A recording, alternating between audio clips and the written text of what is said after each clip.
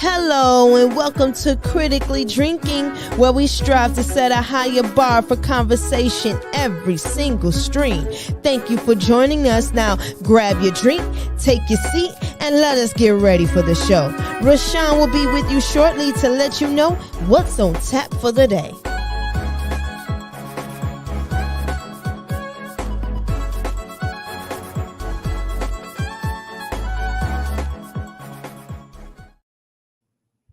Good morning, good afternoon. I had to make sure I wasn't on mute. Good morning, good afternoon, and good evening. Welcome to Critically Drinking. I'm your host, Rashawn, and as you can see, we have another special guest over here. We have Renee of I Digress. Dre's coming in a second, by the way.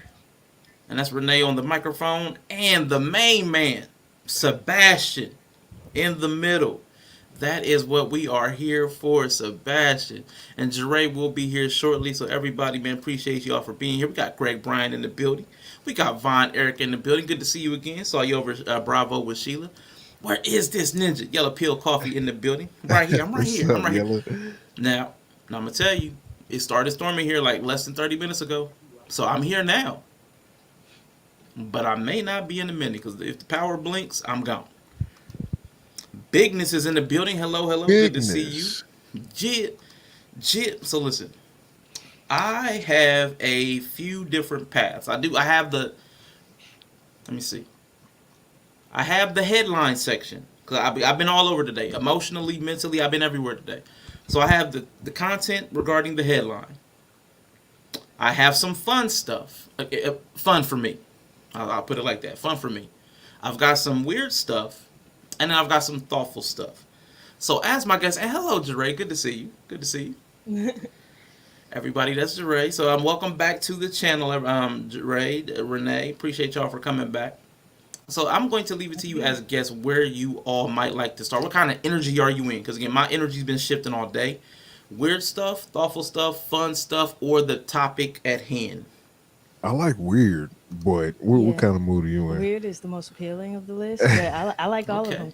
I would say weird and thoughtful is my ranking. All right, cool. All right, so weird and thoughtful.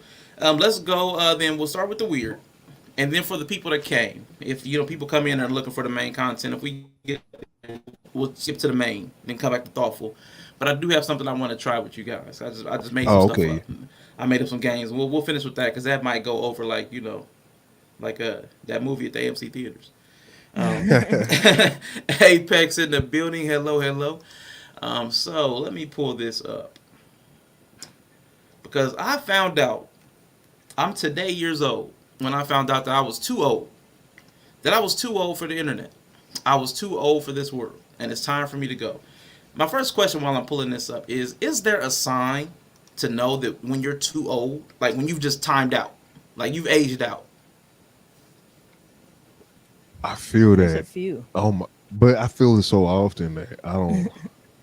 I think I've just spent too much time off the internet that I started on. So what's the sign? Mm-hmm. I mean, like not knowing the lingo, I think for you is the main one. Nah, that's not really the thing for me. You know what's the thing for me when I'm watching something and I'm just like, do people watch this?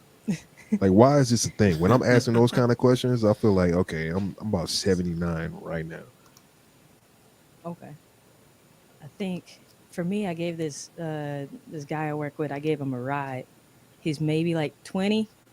And, I dropped him off and he said, "Thank you, ma'am." Oh. So he hit me with that. But let me tell you. I deserved it because when we were driving, somebody cut out in front of me and I had to slam on the brakes and I put out the mom arm. Oh, no. I did it to myself. You did it to yourself. So God. Someone please call 911. Please call 911. Oh, Jesus, not the mom arm. Oh my God. When that happens to me, I feel embarrassment. Even though I'm catching the arm, I feel embarrassed for the person who put the arm out. Because not only have you limited your responsibility because you've lost an arm, it's a dire situation, and you're like, let me take an arm away from the steering wheel. Let me just remove half of my capacity to respond to this emergency. I'm like, okay, you really don't really care about my health because you okay, let me it's like a challenge to yourself. Like, I'm gonna challenge myself. Can I do this one-handed? Can I save him one-handed? The Like, reason we Jesus. in these situations because you can't drive to begin with. It Don't be wasn't scared me. to take your hand off the wheel. It wasn't me. I didn't do it to us. They did it to us. Greg got me. Yeah, The that's fact that you guys fast. know that song proves you aged out. Jesus Yeah, Christ. yeah. Now I'm gonna tell you, thanks to Bree. Hello, Bree. We got Bree in the building. We got some of Miss Pies from across the pond. Thank you everybody for being here. Here's Tribe Media Group, Hey. Mr. He Said, Mrs. She Said, Von Eric's in the building. Appreciate all of y'all for being here. This is what let me know, because Bree shared this. Bree shared this, and I'm gonna tell y'all what it is after we look at it for a quick second. We would show. Oh, don't. What is this? No spicy. No. I'm hungry. Strawberries. Yum!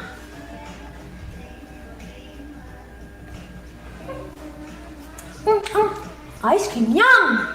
Thank you so much, Diego, for subscribing. I love you. By the way, guys, Cherry Crush TV on IG. Be sure to check it out. Cute! I'm hungry. Rashawn, These- when I say that this is the very video that I asked myself, do people watch this? Why is this a thing? Like, it was a black well, she was like melanated. I don't She know. was like Afro Afro-Latina Cuban, something. Yeah. But it was the same exact video. I was like, I don't understand what's going on right now. I'm genuinely confused. And they're making bank. So are those like the TikTok versions of super chats? From what I was told, yes, people are paying them to like Okay. feed them things, and they act like an NPC, like the non-playable character. Their whole role is to act like a bot. They're getting paid to act like a bot as opposed to being human. That's the whole stick. And I'm like, oh no, what's going on here? I don't understand. Like, I'm just gonna have to be old. I'm just gonna have to Yeah. be old. It feels weird listening to this conversation as a 20-year-old because I've definitely called up you ladies, ma'am. I think I may have to refer to Jeray as man at some point. Sorry, Jeray. It's all good. Whew. Okay, you feel the same way when you watched it too? Woo, what's up? That's my mama. Hello. Greetings. Hey, That the mom Miss and Critical because Drinking. our minds, we do that because it used to be our life or yours. What we Well, did the mom arm. Okay, we did the mom arm because in our minds we do that because it used to be our life or yours. But it said it's gonna be both. You know, you just left it with one arm, and one arm is the whole family's riding on this one arm. Yeah, so I get it though. In a weird twisted way, I get it. So he's seen Pinky Doll. Okay. Whew, this Pinky is just Doll. a bale Yeah, that's of what I ink seen. chrome. Pinky Doll. Pinky Yeah. Doll. Oh. Yeah. When I saw that though, I'm like, this can't be real. Like, this can't be real. And I then think there was people are really watching it. Why? Why would you? What is the appeal? There are literal toddlers on TikTok. You know what I'm saying? So it's Teletubbies. It's nonsense. Like, I think it's a bunch of dudes, like weird You think it's dudes on the dudes? internet watching that, paying that kind of money. well, they're the ones paying. Yeah, they're the ones paying. Yeah, there's thousands of viewers at a time though, Okay. and only probably a couple dozen Okay. maybe are paying. I mean, maybe I'm underestimating. I don't know. Man, Yeah, this young black lady, because Bree showed me a young black lady who did it, and she was making like $1,000 in a couple hours doing it. So the people who had established, I think she said one of them made like $20,000, and I can't remember the time period. It might have been a week, a day, but they're making some bank doing it. what is the cost of your dignity? Man, that's all. I can't even understand it. But I did enjoy because Bree shared this clip too, and I thought it was funny. It's kind of a riffing on that, but I thought it was cute enough to share. See, I'm gonna play the role of every man you've ever dated in the last 3 years. Nah, I'm not looking for a relationship. I like a girl that doesn't take herself too seriously. Yeah, alright, okay, big money. When you gonna make time for like a girl that keeps it covered up? That's my cousin. Dang, you sure that's what you want to wear out? I'm a business owner. I'm an entrepreneur. I got multiple businesses. I'm an entrepreneur. I'm not looking for a relationship right now. Ooh, there's just something missing. Yeah, I've been to therapy. What'd you say? Take you on a date? I don't really know you like that. Let's hang out at my house. Take you on a date? How about we just chill? Damn, these females. Why don't we just chill? You too good for ice cream. Faith, family, football. Faith, family, football. I can do all things through Christ who strengthens me. Faith, family, football. I thought that was cute. I thought that was good. Yeah, she kind of hit that. Like, Man. Here's the thing, though. Did those NPCs work? I'm just saying. you know, the NPCs just get you through story mode, really. Oh yeah. If you think about it. Fair enough. Yeah, let me see. That's all. That's Greg Bryan, not Vaughn Bryan. I thought the other Bryan brother was here. Let me see. If it's women involved in cute women, 1,000%, yeah, men are paying. And Bree said there's a lot of women on there, but the top payers are always dudes. It makes sense. Yeah. But oof, it's the internet. Dignity went out the window long time ago. Facts. It took one pandemic for people to be doing shit like this. Yeah. It does feel like it fell apart. It does feel like it all fell apart quickly. It really does, man. Yeah. It really does. Faith, family. The thing is, Delphine had a boyfriend the entire time who was laughing at the dudes giving her money. God, leave these dudes. Yeah, I mean, I can't. Yeah, I would be like, why? Like I can't help but look at you like an idiot, like spending money on this. Yeah. Real cash, not Monopoly money. Yeah. Not monopoly money. It's real money. We need another pandemic. Hopefully, it will reset everything. I don't have faith in that. I don't think we can have a control burn. I don't think we have it in us.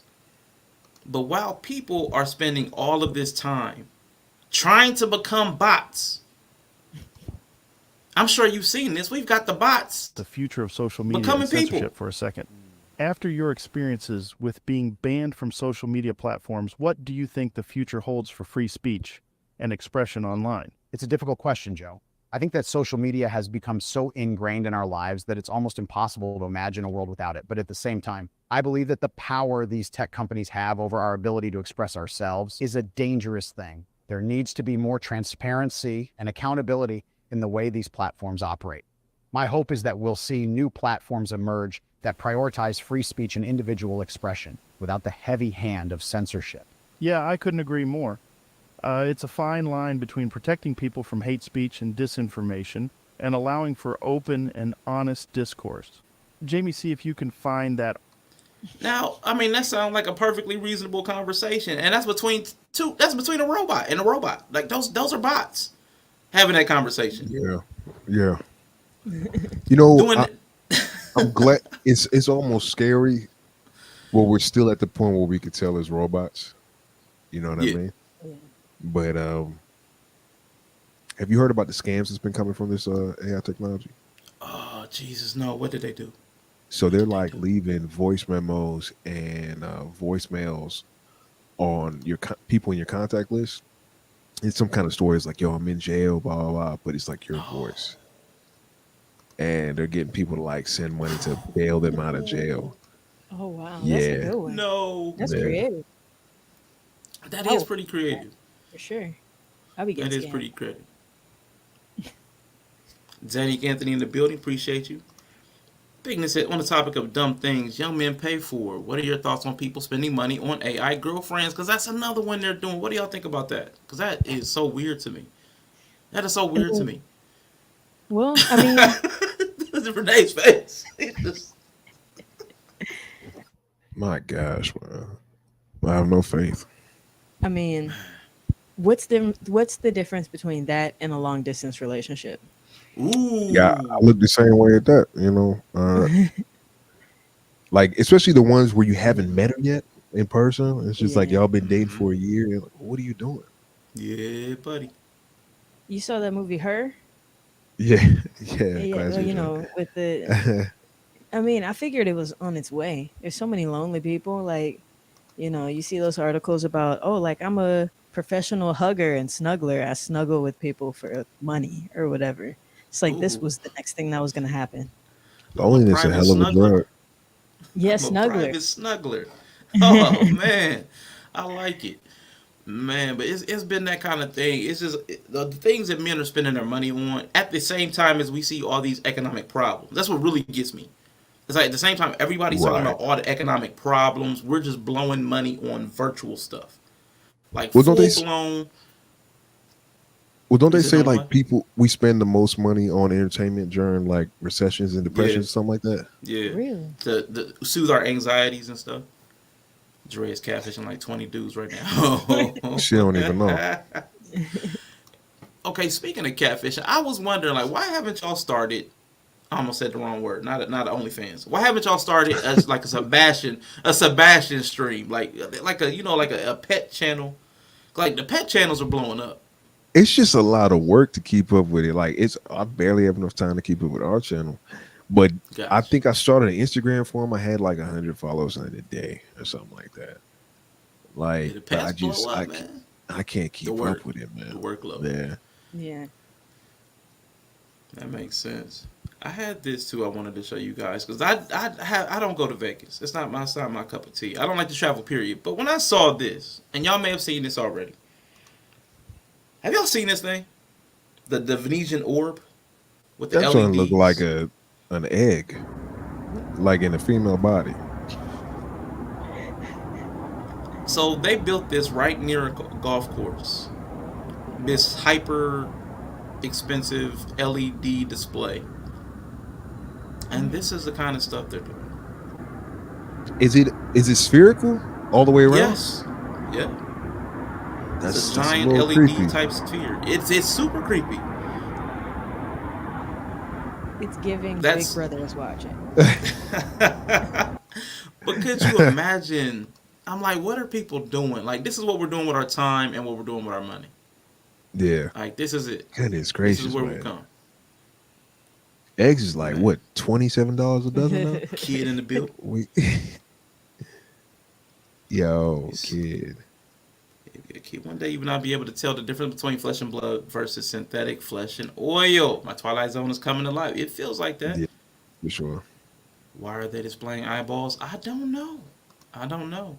Is it Pac-Man? Pac-Man should be one of the displays. That would Yeah, for actually be a sure. good one. That would actually be a good one. It's a stadium arena. Okay.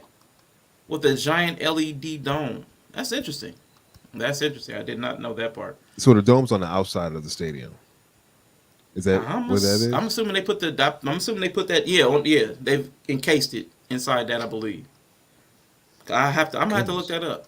'Cause I saw they built it at the Venetian, but I didn't know it was an arena. So I'm gonna have to look that up. What's up, man? Drill. Also, N.A. Nia.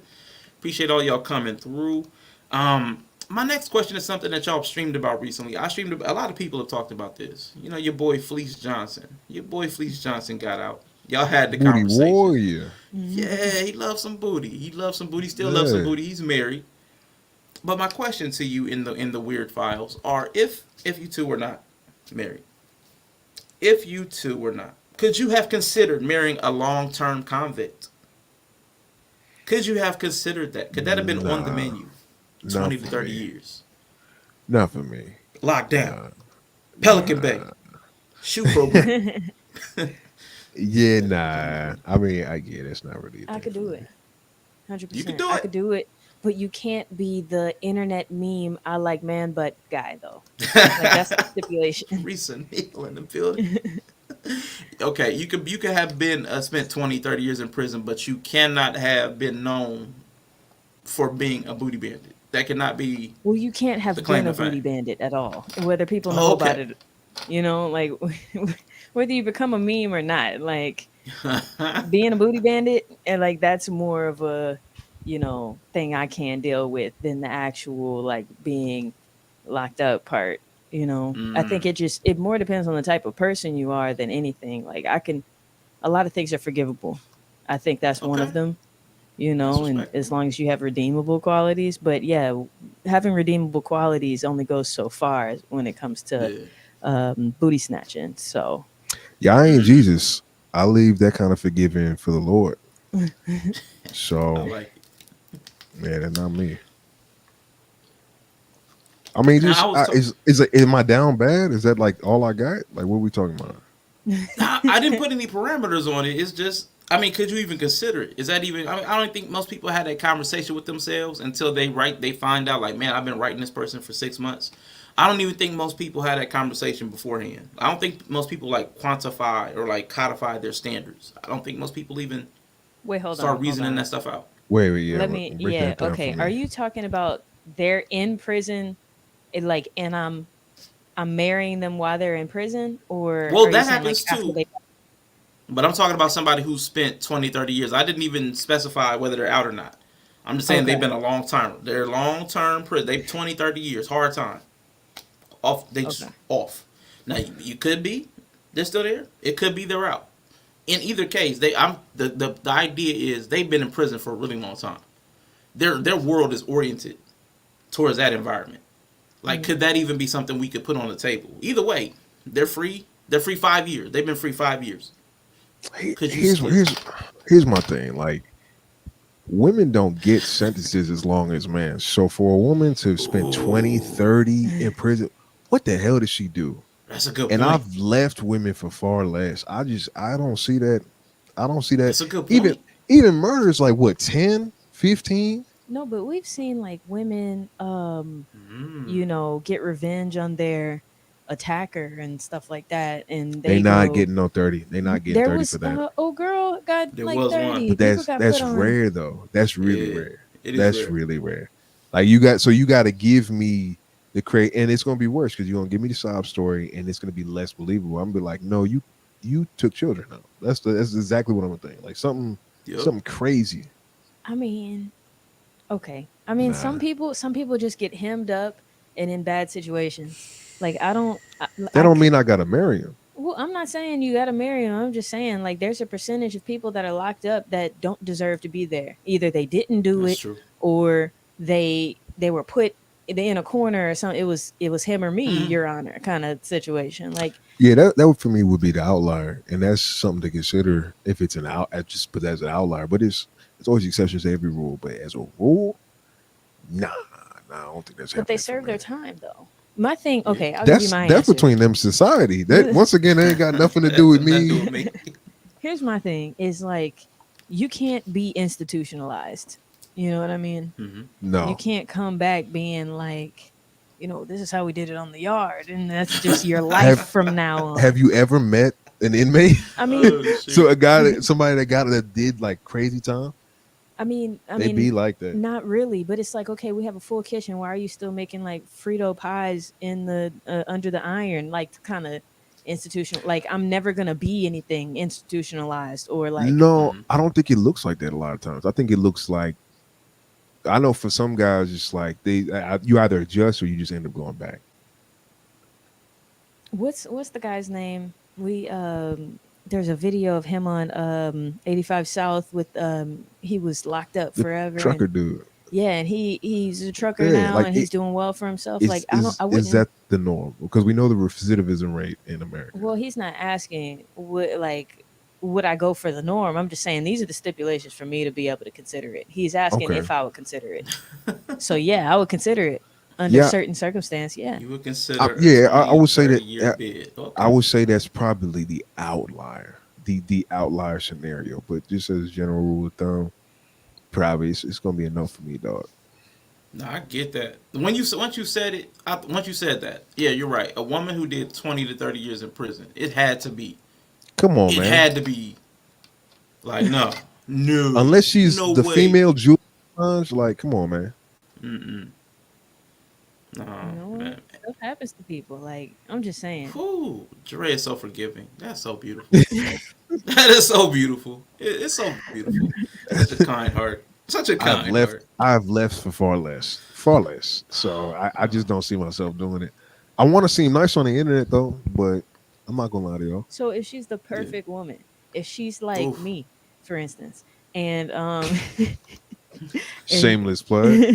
And you find out after, maybe a couple dates, or not a couple dates, but a little while of dating, you're getting to know each other. It's like, I have something to tell you. I spent whatever. She Ooh, got her good degree twist. in jail. She's, kind of living a regular life, more or less. I'm not the Like, right person to ask this because I've left for less. In the middle of the story, I'm like, man, that's crazy as I'm putting my shoes on. That's, man, what? Tell me more. Why are you Oh leaving? Like, shoot, no. Like when you said you did what? man, dang, it's dang. He said he's leaving mid story. Oh, you did 20 years? Man, Woo. that's 20. If she is like me, right?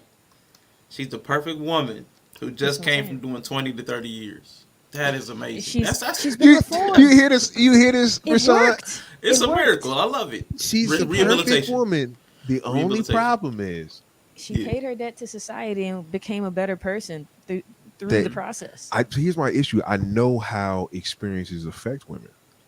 Mhm, Like mhm, mhm. I'm not. I've seen it without prison.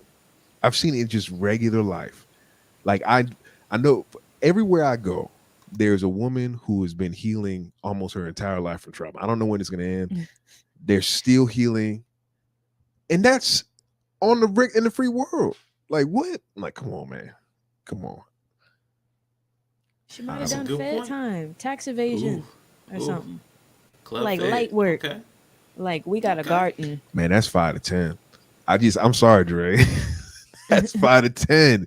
Them Enron dudes with like 3. Come on, come on.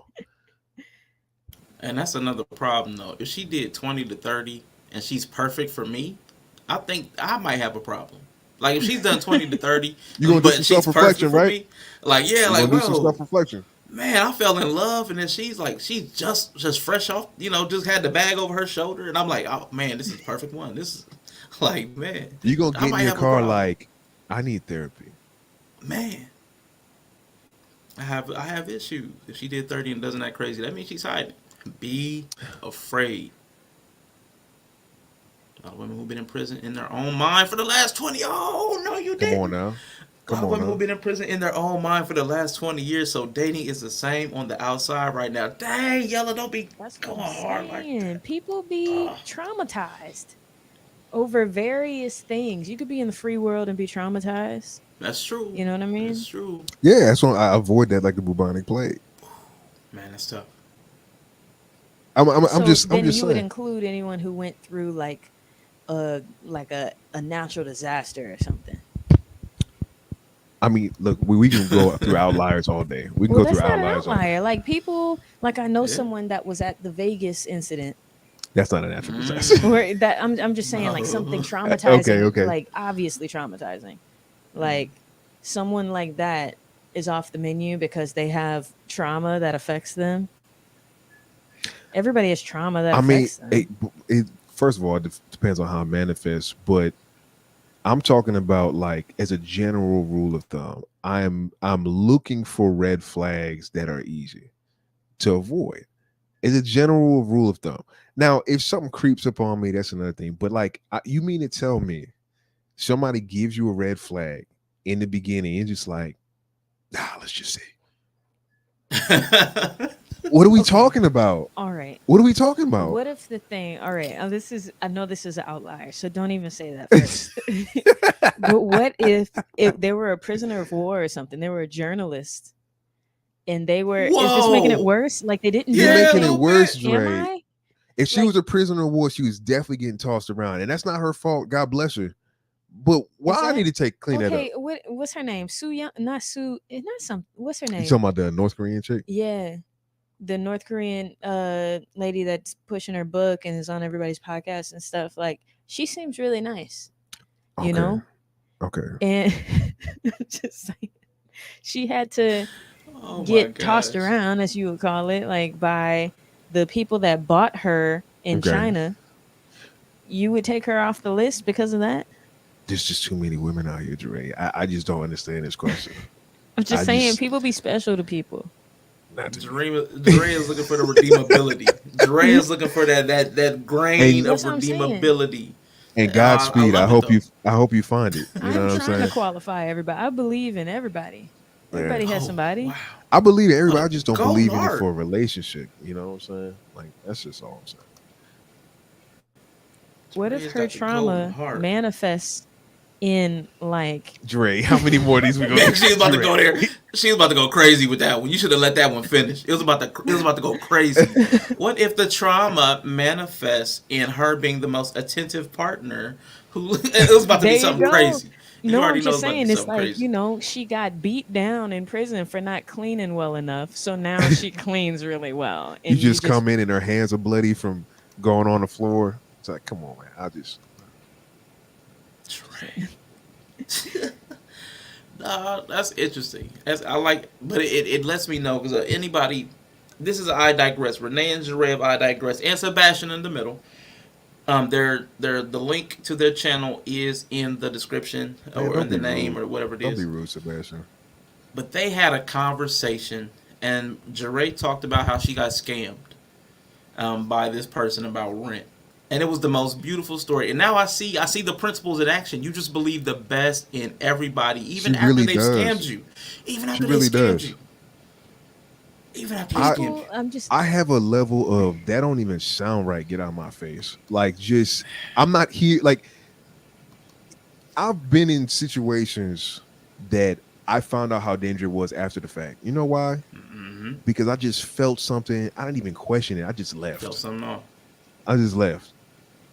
Like I don't really do that. it just seemed like a really good deal at the time. Like, you know, I don't have every time I've gotten scammed, it seemed like a really good deal at the time, or I didn't have any options. So it's like, oh, this only option is going to work for me, or like whatever. Yeah. So it happens, but like, I think everybody has the capacity to be at least decent, you know, and I expect people to have, you know, had experiences in life that would persuade them to be decent, you know, throughout it. But I've given a lot of credit to a lot of people. I love that for you. You know, I was just raised really well. Is that it? This is the result. I was sheltered, you know, and then my parents never told me like you're gonna get scammed. Like, you know, they never prepared me. Yo, nah, you definitely give it a lot of credit, but I love it. It's good to hear people that believe the best in humans, because I don't run around too many people that believe the best in humanity anymore. So it's good to see at least a couple of you out here. There's a couple. There's a couple of y'all, and I every now and then when I run into it, it's like, oh, there's still like 4-leaf clovers out here. You know what I'm saying? Like you might find 1, 2 or 3 in your life, and it's like, okay, cool. You're just a hopeless believer in people. Yeah, she's sweet. What a beautiful heart. Yes. And I am also looking to offload. You know, I am looking to offload some property. You know, in Iowa. You already know. You've heard this one before, direct. You got an inheritance in Nigeria that we don't even know about. Stop it. You got to get me better than that. You have to call me and let me know you're in jail, and I'll send you money. How much do you need? I'll put a lien on the house. That one will get me. It's inflation, Jure, and I'm really in danger because these prisoners think I'm too nice, and they're really about to attack me. But if you could send me $500 tonight, honestly, for ramen noodles, it would save my life. Let me scrape something together for you. What's up, Zuri in the building, and Bravo with Sheila Network. Now listen, I just came from listening to Bravo with Sheila Network. She was talking about, again, I want to say ambiguous. Oh, ambiguous laws, not ambiguous. There's another term for it. Oh gosh, please put that in the chat, Miss Sheila, because it was a really good talk. But because my mind's we just went to prison. Now my mind's gone elsewhere, and I can't think of the term anymore. But it was a beautiful term, and I really appreciated the discussion, because it did help me realize that that's something I need to look into. So please, guys, everybody check out Bravo with Sheila, because as a counselor herself, a lot of the things, every time I've gone into her streams, I've learned something new. And y'all know I like learning new stuff. So check her out. I'm dropping her link in the chat. But to the navigating ambiguous laws. Because I found out there's a lot of things in my life, and I'll ask you too. There's a lot of things in my life that I've lost, and not all people, not all relationships, but those are main ones. Things that maybe you just become accustomed to or attached to, that when they're no longer there, it causes a sense of loss. And sometimes you don't get that closure. You don't get emotional closure. It's just gone. I would say a lot of things have done that. There have even been things like stores that I didn't know that I relied upon until they closed down. And it was like the only one in the community. You know what I'm saying? So there was like a sense of loss because it felt like the community was dying. So I felt at different moments, like when an institution left or a church left or a family member or somebody moved out of the city. There have been different levels of losses that I never even thought to quantify or consider a loss. It was just life changing. But enough of those accumulate. Things change around you enough.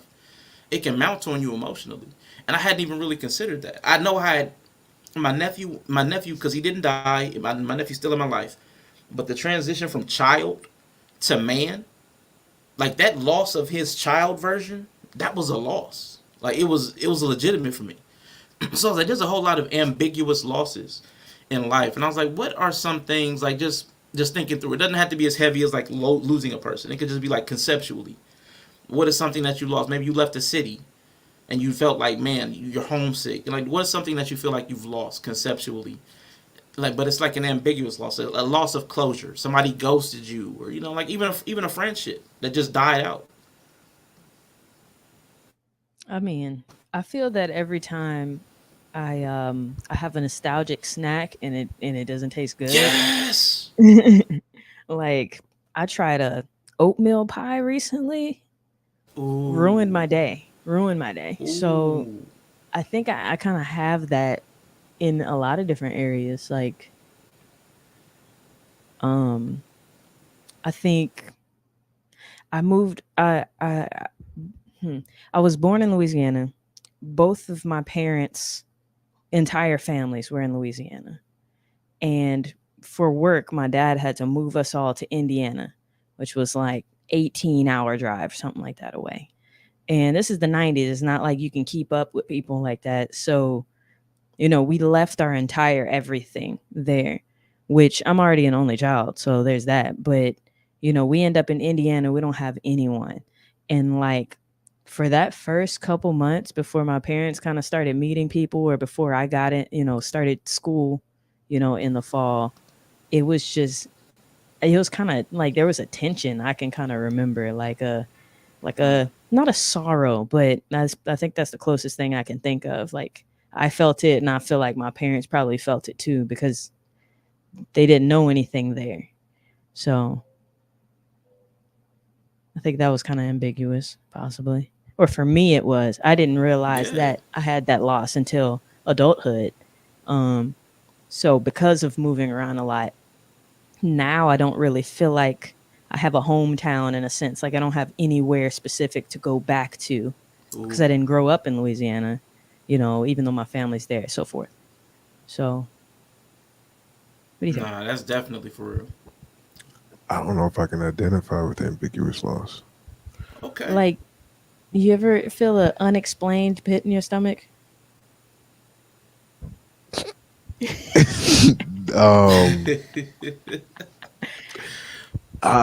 I'll feel, man, like this whole time I've been trying to think of something.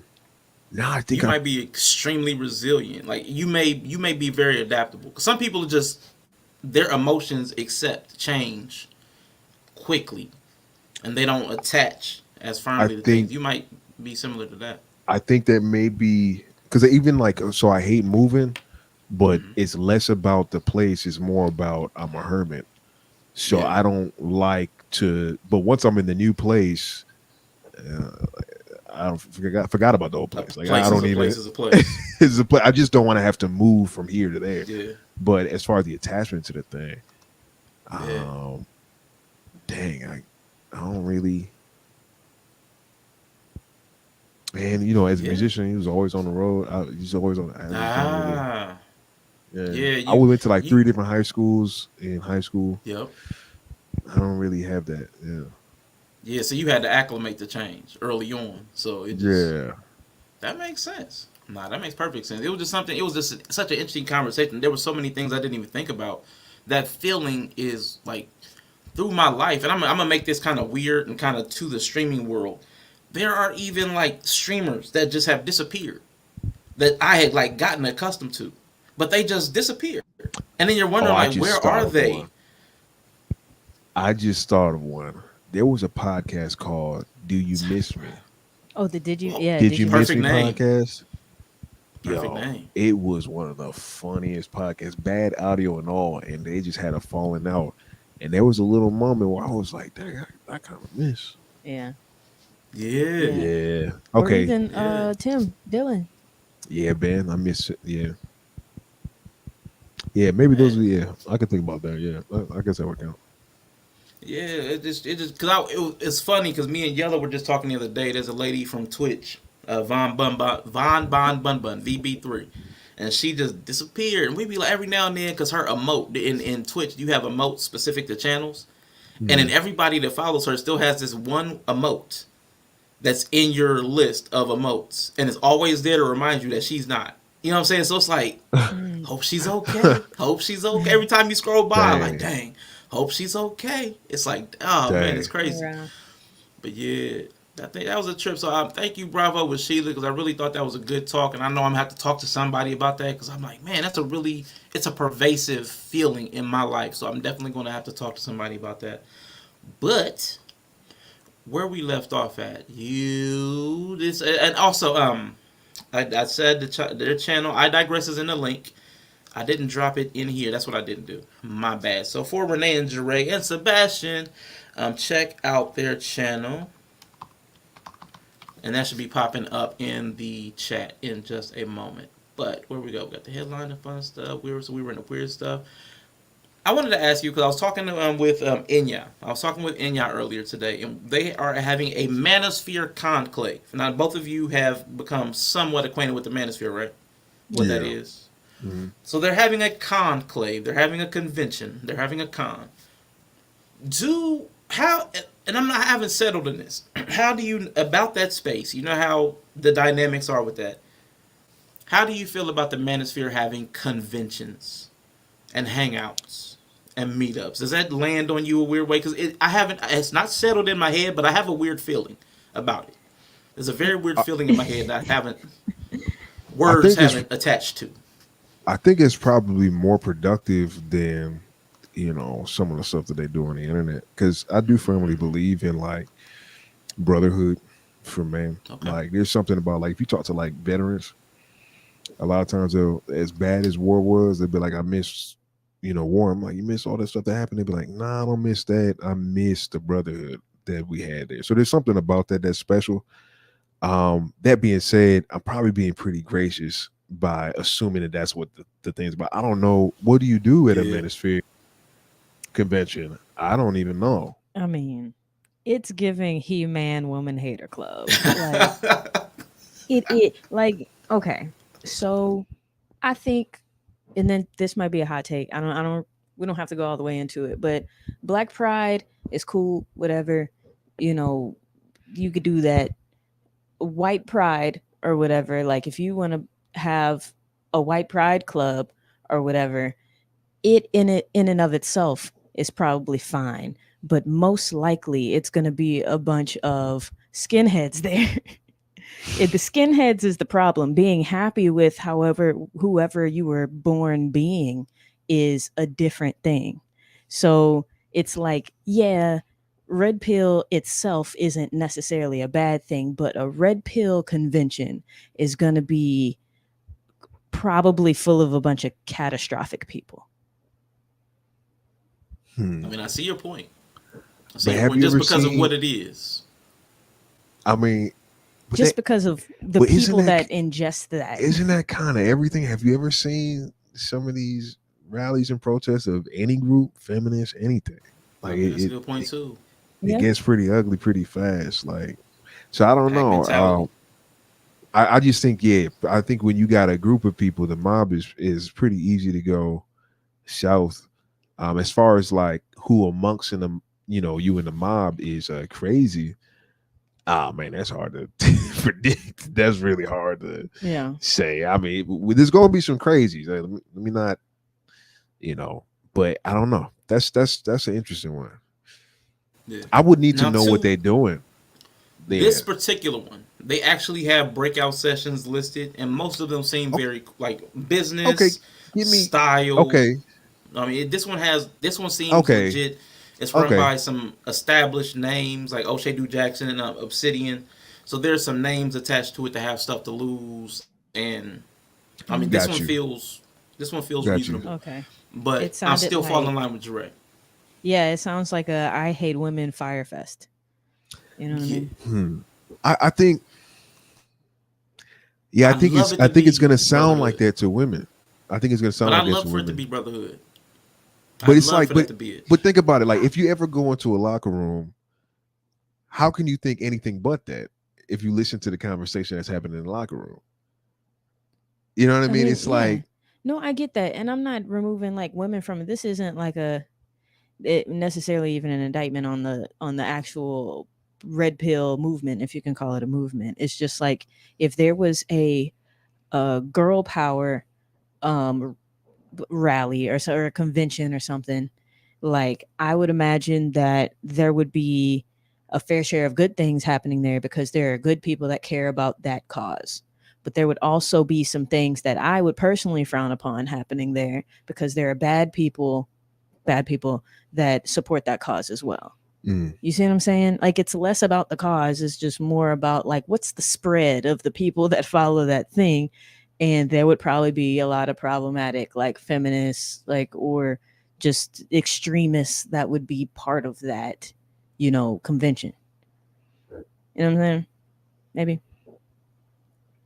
I guess. I am trying to pull up just to really quickly look at their sessions because they had a list of sessions somewhere. Oh, the lead attorney is going to be there. Sahel, cultural conditions. So they've got people from a diverse array of things: real estate, law enforcement. So they've got an array. This actually Why seems be kind a of cool. gentleman today? Planning a proper date. Can Okay, women let me Limiting go? yourself. let me ask you this. Let me, Can I get a ticket? I want to see lead attorney in person. let me ask you this. Um, if you think, okay, you think the crazy is gonna read this list and be like, "I'm going," or they're gonna be like, "What? Where's the woman at?" I think both of them are gonna go. I think Okay. I think everybody's gonna go. It's like if we got a room, not a room at a, if we got like a what are those things called? Like a convention room or a meeting room at a hotel or whatever, and had all of our followers or everybody that's commented under all of our videos show up. First off, the spread would be wild. Like we'd have all types of people. They would be fighting in the parking lot, first off. You think But so? because we've made videos that impressed extreme people on either side. And we've made That's videos fair. that That's fair. upset extreme people on either side as well. That's Okay. So fair. Okay. it would be those people would all be there. Now there would be people that are cool, in my opinion. Like Rashawn would obviously be there, All right. and We some have of our like Greg, really Billy, cool following would be there. It Antonio, would also Bigness. be some people that are like, I'd throw myself out of a window for Thomas Sowell. You know what I mean? Like they would be there too. You know what I'm saying? Like and that doesn't represent us. Well, I mean, some people would disagree, but I don't believe that that would represent us as a channel or as a couple of people. But Mhm. they are still mixed in. Okay. That's fair. I would encourage them fighting in the parking lot. Of course you would, Greg. Of course you would. Greg's a real problem. He's one way to ruin it. For real though. Greg is such a good problem. I've come to just love Greg's mind. He's such a good problem. Oh, I've come to love his mind. he's a stand on my so diverse. It's everywhere. Yeah. Oh man. Yeah, Without Greg, I don't know. I don't know what we do. for real. My last question in this section, I want to ask you, because I was watching some relationship coaches, and of course these were of course us, and Harris Tribe mentioned it too. There's so many people talking about marriage and relationships that are not married and have never been married. Now, do you think that this is such a pervasive thing in the mating and dating space because those that can do and those that can't teach? He literally, we talked about this Y'all talked about 3 that? hours ago. 3 hours ago, like in the Oh car, we were man. just. No, oh well, yeah. So yeah, I think I was just talking about that. I said it's like even with the dating coaches that may say things that are right, let's say even 95% of what they're saying is right. Like, what's the likelihood of if you're a dude that's just looking to get strange? I've never met a dude that's been successful with women. He's just swimming in it, and he goes, "Man, I need to make an e-doc and spread the word." I've never you know why? Because he's busy slaying. He's busy slinging. He's a plumber. You know what I'm saying? So it's like I've never seen that. How many channels can you go and find a married couple that have been together for like 30, 40 years? Spitting the game. They're busy being grandparents. You know what I mean? It's like, so there is a level of it where it's just kind of like, I went to Berkeley College of Music, great school, but there was like almost like a stark divide amongst the teachers. Like you had real pros that were teaching there, which was dope because they can give you a level of insight that was incredible. But also you can show up to class one day and there's a sign on the door that says, "Sorry, I won't be here for the rest of the semester. I'm on tour with Prince." That's a real thing that happened. You know what I'm saying? So it's like, it's always going to be that. And then with how YouTube works, typically the people that are the most heard on YouTube aren't even the people that are most knowledgeable. They're just the people that understand YouTube. That makes sense. So is it a problem? I mean, if you're kind of taking what people saying hook, line, and sinker, yeah. But I don't think people kind of have the tools to kind of parse out information. Forget YouTube. Just really like what the government said, what TV said, this is correct. Yeah, that's it. Like, it's people not really just sitting there and critically thinking and or drinking.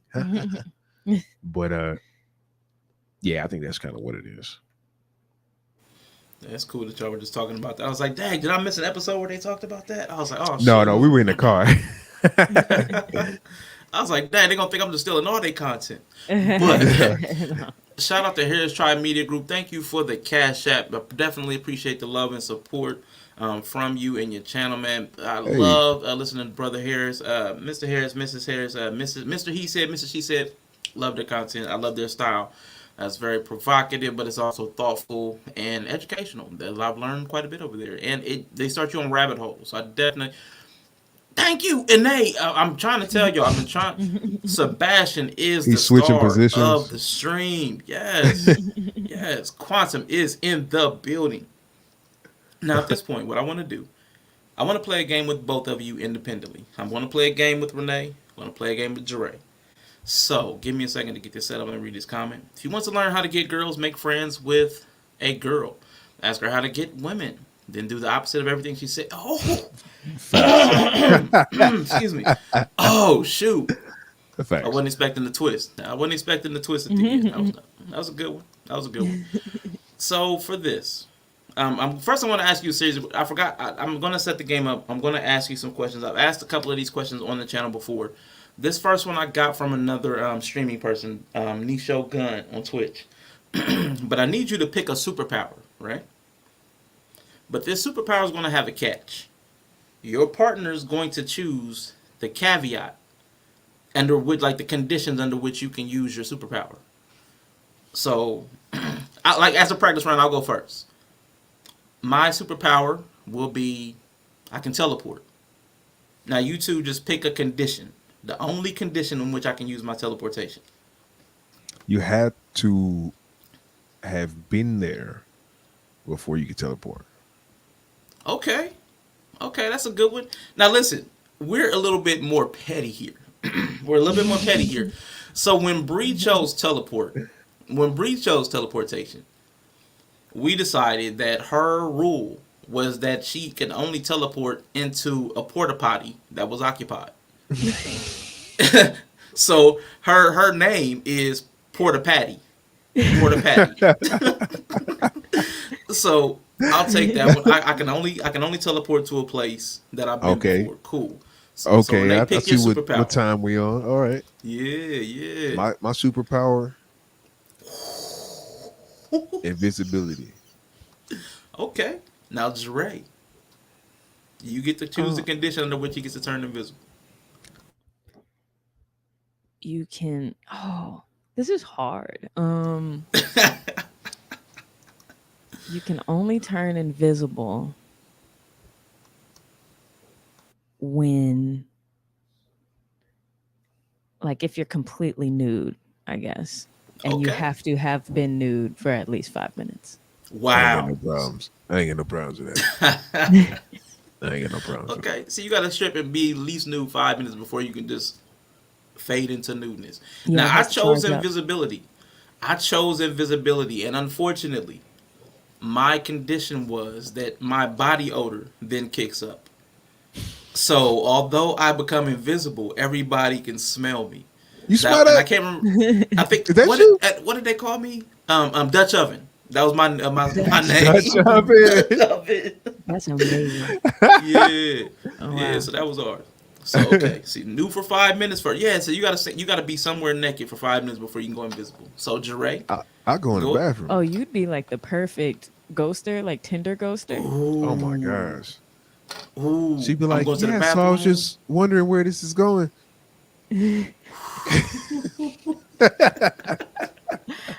That's crazy. All right, Jere, what is your superpower? I guess I'll choose fly. I can fly. Okay, you Oh, can you fly. fly? Ooh, Renee, what you gonna hook her up with? You could okay. You could fly. What's the conditions that will allow you to fly? Every time your fly is like flatching the propel. So to take off, you gotta let a big one out, like a rocket, a fart. Like, hold on. Yeah. Is it like the actual like pounds of atmospheric It's like pressure? booty thrust. It's right. You got this. You You got don't this. have You to can take eat off right to now. be able to fly ever. Well, that's a good point. Hey, it'll come in handy, I think. Yeah. I Oh mean, man, I'll walk. that's your walk. I'll walk. I'll walk. I'm good, Joe. Yeah, you know, Man. I made it this long. All right, I get it. I get it. I like those. Now listen, I digress. The two of y'all open up a brick and mortar location. Okay. What service or product are you two offering at I digress? Ooh, shoot. Brick and mortar. Meaning it's got to be useful to their everyday life. You've got a physical location, but what are y'all selling? Brick and What are y'all mortar selling? is just like, it's not an online store, right? It's like in person, real life, Yep. tangible Okay, store. okay. Physical location. Dang man, that's a good ass question, bro. I already know what I would do. What would you do? I already like told you what I wanted to do as like a rich old lady is I would open up like a delicatessen. You know what I mean? Deli. Like have some like fire sandwiches, but it would be dope because like also coffee, desserts, have a little sound stage, have a little like, poetry night, I would do that. I would just Okay. Let's go. I'll probably do something edible or drinkable. I like that. Yeah, I like that. That sounds like And a I vibe, digress with actually. the poetry event. That actually kind of nice. That works. Yeah. Like you feel it? Yeah, come on. Yeah. It would be expensive though. It's not coming anytime soon. Dang. All right, I like it. Now listen, I'm on board with that. y'all can go with that. Yeah, I like Cool. that. Because this one's gonna be a little bit more challenging. I hope. Oh no.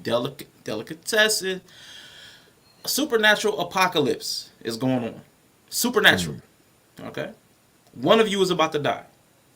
Y'all gonna have to choose which one. I'm not even gonna make that decision. But to save this person, because there's going to be a supernatural, you could either get a vampire or werewolf to bite them, which of course they'll live, but they'll be cursed. Or you could finish them off in a specific way, and they'll become a ghost. Or lastly, you just let them die, and they become a zombie. So which one? So we got to choose who's gonna live first. Yeah. Mm-hmm. So the person that dies just dies, but the person that lives gotta become one of those three. Is that my Nah, the understanding person that correctly? dies, you're trying to save the dyer. You're trying to save the Oh, dyer okay. I into a got you. I got supernatural. you. You're saving him supernaturally. Oh, that's easy. Okay. I feel like hold on. Let me make sure I understand. So all the options, like They're becoming supernatural. Okay, this is saving them, right? This is saving. Yeah, that's easy. Okay, I'll but you die. can't just let them die. You can't just No. If you let them die, they Okay. become a zombie. That's because. Okay, I'm sorry. I think I might ruin the game with my opinion. Okay, go ahead. Okay, like I'm of the belief that living forever will be terrible. So Okay. like all of the options of saving you would kind of like be worth because you have to like kind of watch everybody you love like die like I'm until cool the with end it. of time. you Yeah, know? I'll take death with werewolf for sure. Like okay. it. So you would be a werewolf. Mm-hmm. If he was I don't have dying. to like deal with you being a werewolf. I wouldn't Right. choose that. You don't Right. have to. Like here's the thing. There's a certain time of the month where I'm gonna be out. I'm not gonna be around. I'm going off to Sweden to do my thing. I'll come back when it's done. So you just go eat the Swedish woman I at mean- every full moon. Yeah, I mean, That's Really, what would happen would be is like all the women that synced up with the moon, they gotta lock themselves up. Like, I'm coming, yo. nah, like I would choose ghost for you. Like, you'd be a Okay. ghost. You'd be around. Like I wouldn't I want don't you. want none of that. You don't what? Like it. What do you mean? You like being in the house? You said you were a hermit. You could haunt the house for the rest of its existence. Werewolf. Why is werewolf better than what better for you than being a wolf? I mean, being a Because I ghost. still get to do things. You know what I mean? Vampires is tough because they got to deal with the sun. They constantly feeding for Good blood. point. Like my problem is once I'm basically a chick. It's like a period, but it's a masculine period. wow. But I get to That's- It's a homicidal. You know what I'm saying? It's a homicidal masculine very period. homicidal, dangerous masculine Wow. period. But I get to be chill for the rest of the month. That's the easy versus option. no one getting hurt, and you get to be in the house for the rest of eternity. As a ghost, Yeah. that's miserable. Why would that be miserable? Like I gotta like communicate to you through knocking stuff off the Who counter. said That's that? crazy. Who said that? Get your ghost game up.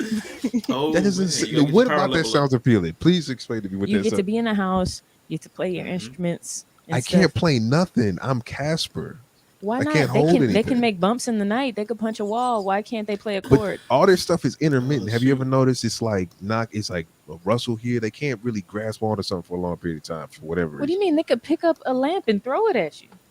They I could don't know. open all the I don't know what cabinets. ghosts you've been hearing about. That's They that's could a open good all the point. cabinets. They can touch stuff and move stuff. Yeah, but Yeah. they don't seem to be for a long time. Is what my problem. Right. is. No, they just choose the creepiest time to do it because they're trying to mess with you. I don't think the ghosts doing that. Ghosts be out during the daytime. Werewolf. Okay. Give me werewolf. versus ghosts. Okay, look at that. Look at that. Right. Look at what. That's interesting. Now I heard you were Team Jacob though, so I'm finding it hard that you're anti werewolf because Greg's outing you as Team Jacob. Hold She on. don't want me to have fun. I'm gonna tell you, and we can pretend we can pretend like it's something else, but she don't want me to live She my don't want best you having life. fun. Yeah. Because I she mean, immediately went to you out there eating Swedish women. Like that's immediately what Yeah. she jumped to. Yeah, it's like oh, not people. She wasn't mad that I was eating people. So who's the bitch? Right, Oh, right, you out? right. Oh, You out there you eating out other there with women? them white women? Like, what's going on, yo? Not isolating in the Swiss Alps. Not that you could have been just avoiding people altogether by separating There's so yourself much from nature out society. there. As I far can run free. You know what I'm saying? man, no. I'm gonna eat Just something. eating them but white it don't women. have- I knew it. I knew it. That's all you wanted to do. You wanted him to bite you so you can go eat them Swiss women. You ain't slick, Renee. See through the Fuck. play. Yeah, you can see through it. See through it. Patrick Swayze was making powder years ago. That's a good Boom. point. And This how is did what that I'm work saying. out, Yellow? OG Patrice. It worked out just fine. They made that pottery. They made a lot of things. I knew it. I was waiting for Greg to make this joke. I was waiting for Greg to make this joke. OG Patrice is in the building. You know what? Rub on some Viking chicks, boy. All right, now listen. I'm working up to this game I wanted to play with y'all, but I had a couple more questions for y'all. This is what is the last one, I think. If someone in the chat right now, Billy's in the building. If someone in the chat right now said they would sign you to a multi-million-dollar 5-year contract in anything, but you have to be in the top 25% in this country as far as your talent or skill in that thing, what would it be? Can I get there, or like I got to be there right now? Nah, you got to be there right now. You got to be in the top quarter of people in this country to get signed. And whatever it is, it doesn't have to be. Because see, for me, I'm gonna tell you what mine would be. It'll be excuse making. All right, boom, bam. Okay, So I mean, it ain't you gotta late be to nothing. work. You late to work. You like 45 minutes late to work. Mm-hmm. What's your go-to? What's your excuse that you use? I'm 45 minutes late. Yeah, I really wish I knew what I was doing. I really wish I knew what I was doing. But You know. because I'm typically never late like that. If I were 45 minutes late, I've actually found car accidents using the Waze app to get a picture. Of to find a crash. I found a crash to take a picture. Like, this is what I was behind. Like, I was right behind this. We couldn't turn around. Somebody take a What was I look supposed at to do? Yeah. So you know. Oh man, okay, that's You a know good what's like a good get out of jail free card? But you can only use it once. Hemorrhoids. People tend not to question Yeah. one. Yeah, I'm not gonna ask you questions about that. that. Yeah. People is like, Like, prove it. What if your boss said, "Let me see"? we got a different problem. You know, that's an HR issue. Mm. Yeah. Greg said, of course, jerking off. Of course. Is come at me a pun? Like, I'm trying to figure out. I was wondering too. I thought that was a pun. I thought that was sadness. Dang, my mom said sadness. Oh God. Oh wait, are you saying sadness from my response? I thought you were saying sadness is your answer as what your top 25% is. Ooh, I was like, God, Mom, where did this come sadness. from? I'm like, God, dang. Woo. What you got, Jerry? I feel like I'm good at a lot of things. Like Okay. I'm better. Top 25. Better than 7.5 people. Yeah. There's a ton of things I could do better than 7.5 people. Think about 7.5 people. Where are we getting this math from? Because if you're in the top 25%, then that's a quarter. So the other people, I have to be above 75%. So out of 10 people, 7.5.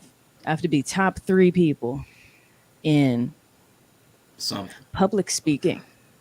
Yeah, that's what I would do. Public speaking. Most people can't do it. Speaking.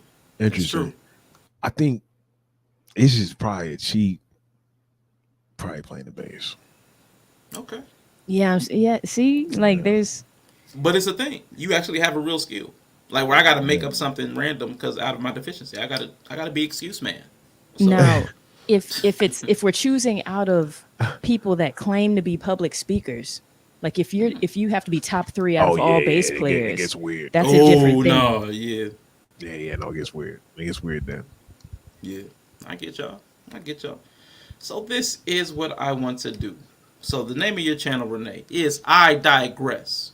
So what I want you to do, this is the game for you specifically. For the next 3 minutes, I want you to start on a topic, and I'm just going to throw something out. Because, we had the Keke Palmer thing. I'm sure you heard about Keke Palmer. If not, you heard about Jonah Hill, because I know you talked about Jonah Hill. Mm-hmm. Yeah. Keke Palmer, I heard about. Yeah. Okay. So let's go with the Keke Palmer and her boyfriend, complaining on the internet. That's the topic to start. But you have to digress. So for 3 minutes, you have to continually talk and shift through topics for 3 minutes and string them together. That's more Jure. That's what's gonna make it tough for you. Okay. So you gotta start talking about it.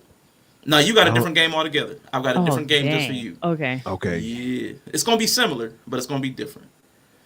So because y'all be flowing. When y'all on stream, y'all be flowing. And y'all flow from topic to topic pretty easily. So this is No, your test. Dre will derail us, and I'll be like, we could talk about that as well. No, I can help you. Like, can he get help? I can. Nope. No, 3 no minutes. phone a friend. Okay. That's a long time. He's trying to Goodness. stall, Okay, so we he can has take it. more, We'll take it more to 2 time to minutes. think. We'll take it to 2 minutes. We'll take it to 2 minutes. Go ahead, throw a couple Okay. topics in there. Kiki Palmer, All right. her baby daddy is upset Starting because. Oh, we starting now. Oh, her Go baby ahead. daddy's upset because she was throwing it at Usher, right? And he took it to the internet, which he didn't have to do. He could have ghosted her in the night, and when he left her, he could have. I don't know where he would have. This is not my skill set. Boo. Boo that nigga. Somebody boo that nigga. This is not my skill man. set. I'm thinking straight on the topic. This is a problem I have. Oh, he put the ticker on it. Boo. They got a baby. I like babies are cool, but not in a weird way because I'm not. That's not what I meant at all. Oh man. Mercy. Man, gotta give you the buzz. I wish I had a Yeah, buzzer. Yeah. You know. I'm gonna hold that L. Yeah, you gotta hold that L. So I thought you would have done so much better than You that. know, I would've thought so, I too. can't. This is my brain was I built do for this. one thing at a time, and that's it. So full steam ahead on this thing. That's what I do. Oh Lord. Yeah, stream of consciousness is right. Yeah. Yeah, that's I'm me. more pressure. If you Yeah, could hear yeah. my internal monologue, that's this game. I can't do this. It's man. more of like keeping. It's like, how did I get here? Is like I would most of have it. to be high on drugs to do this. Yeah. Oh man, It's yeah. crazy because on stream you be flowing like you. I promise you, you just have both of y'all have great command of topics and conversations. So it's crazy that I guess the pressure of being put on the timer. I think that's what got you because you do this all the time. Y'all be flowing. I love it. But notice I don't really change topics that much. okay. I don't really I can change see topics that much. It's I the can talk chat about or different direct. things The chat or with- direct brings in a new topic. Yeah. Okay. I can respect that. So for Jure, I'm gonna give you 3 minutes. But what we're gonna do is because you said you ref basketball. You ref youth basketball. Okay. So you're going to referee. You're gonna tell. I'm gonna throw out a topic, and you're gonna tell me whether it's a good call, a bad call, or, and then you're gonna tell me why. Is it good? Is it bad? How are you so good at this? How am I good at what? No, Rashawn. Oh yeah. Like just coming up with the games and stuff. It's just my mind works weird. I have a our weird stream brain. is Got a weird stupid. brain. That's it's that's not. what Nah, I, yeah, no this is it is for real, no. for real. What have we been doing for the past year or two? Okay, Not stand coming y'all. up with games for sure. And if we did, they wouldn't have been good. But Make the topic conspiracy This is- theories this and is watch the interesting. man Okay. cook. So I'm gonna throw out a topic and you tell me it's a good call. Like, is it good? Is it bad? You know, pass, fail, that kind of thing. But then you tell me why. You give me your thing. okay. So I'm gonna throw the timer on Is this here. a speed thing? You don't have to move for speed, but if we go, the more speed we do. I mean, because we're not keeping score. This is just a Okay. get. You But know, if you're not first, throw- then you're last. So Well, Renee already kind of flamed out, so you're automatic like a win by default. I would because say Renee for flamed out. I was Renee set for failure. flamed out. I would kill this. I don't even need questions. I Okay. can do this right now. you could do this. Okay. I'm sorry you So- were given the hand you were, but Man, you know, that's the chance. That's the way chance happens. So, 3 minutes. The first topic is reffing youth basketball. Is it a good call, bad call, and then why? bad call. Bad call. It's not for most people. Okay. Usher concerts. Good call. Go see that. Go see that. I didn't say getting ground on was a good call, but I think that's a show that people should see. Like he's like up there with like the Michael Jacksons and Princes of our time. So go see that. Yeah. Okay. You have the opportunity. Okay. Go see that. Now this is from I'm their already stream. out the door. Conservative movies at AMC theaters. Good call. Bad call. Bad call. Bad call. Oh shoot. Now this is from Bree. Men in hoochie daddy shorts. Good call. Let me see the Okay. top of them knees. Let me see it. Okay. All right. Popeye's chicken. Ooh. I'm gonna say good call, only because Popeyes in Louisiana is different than everywhere else. So we gonna say good call. Okay. Now what about Chick-fil-A? Chick-fil-A still a good call. Chick-fil-A good for a bucket. That's right. Disappointing. Okay. Don't you ever forget that. Having one national time zone instead of 4. Ooh, bad call. Bad Okay. call, because like California will be sunny outside and DC would be in the middle of the night. Yeah. Nah, bad call. Okay. Student loan forgiveness from the chat. Ooh, good call. 25 racks. Take that off my plate, please. All right. Compulsory military service. I don't know what all that entails, but military service is enough for me to say bad call. Okay. All right. Twerking in public. Bad call. Unless you're at Turkey Leg Hut, I guess. Leave it all on the floor at Turkey Leg Hut. All right. Kids having phones before they're 14. Bad call. Terrible call. Yeah. All right. What about Black Twitter? Good call. Okay. What about Elon Twitter? Bad call. Bad call. All right. Pet sitting for a friend. Bad call. Pet sitting's awkward. Like, and I don't. Yeah, nah. Bad call. Now, babysitting for a family member. Better call, but bad call. And last one from the chat. Okay, we got a couple. Social media in general. Social media in general. Bad call. Okay. Heights. Yes or no? No. Yeah. I mean, if it's like you got to clean your gutters, that's not bad. But like anything above like 10 feet, bad call. Okay. Pineapple on pizza. Good call. Go for it. All right. And Elvis Presley. This man is messy. Bad call. All right. Now listen, I wanted to do that. I just wanted to do something different. I wanted to have some kind of fun and different up in there, but I do want to get to what is headline, what the topic of the show is. I want to get into a little bit of the race stuff because I found that all of us kind of have like neutral positions. We don't lean too far ideologically into any camp. So I really appreciate you guys' perspective. So we are about to get into some of the stuff. I do have a few clips that I am going to play. Give me a second. Excuse me. Excuse me. Let me pull up this first one. This one got removed from Streamable right after I downloaded it, but I do have it. This is from the guy on the thumbnail, Nick Fuentes, who was on Just Pearly Things podcast. This is a really short clip of him having an exchange with an Italian woman who I guess was also on the show at the time. But the first topic we want to talk about is racial purity. So I've got a couple of really short clips that I want to play, and I'm going to ask you about what your thoughts are. Not claim you. Oh, hey, the Italians don't claim you. You're the one dating a black guy. The Italians don't claim me. They don't claim you. Oh, no, they claim me. They claim me. I don't think so. They do. Italian guys, yeah. Italians, Tell an we're Italian big- guy we're big about your lovers. affinity for black guys. That'll go over real well.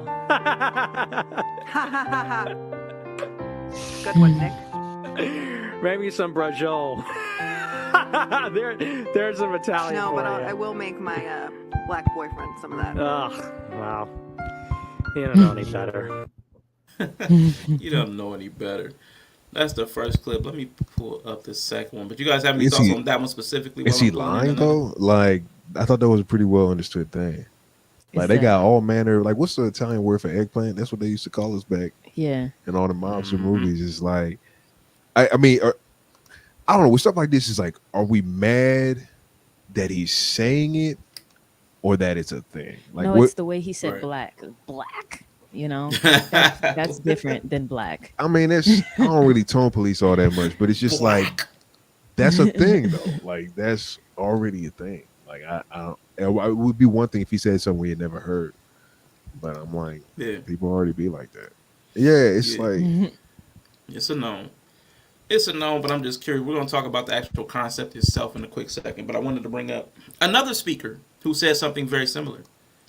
Money crisis relates to the tendency for black men in European societies to pursue white women as their mates at a rate that exceeds what any men of any other color does with regard to interracial dating. Black men love white women, and it's because of racial inferiority. It's because I need validation. It's because I've been brainwashed to look at my own woman as being less than. It's because I want my children to look like my oppressor in order for me to feel like a man. So it is a psychological sickness born of post-traumatic slavery disease and post-traumatic colonization disorder.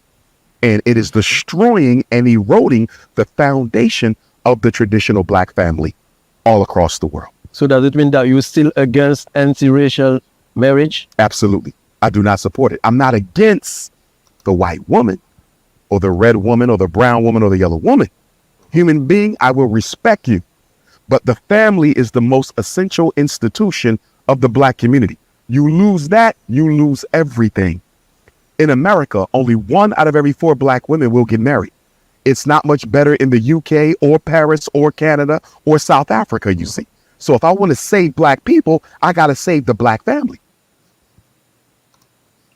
So I thought that was an interesting little juxtaposition because it's not just about white people. For good.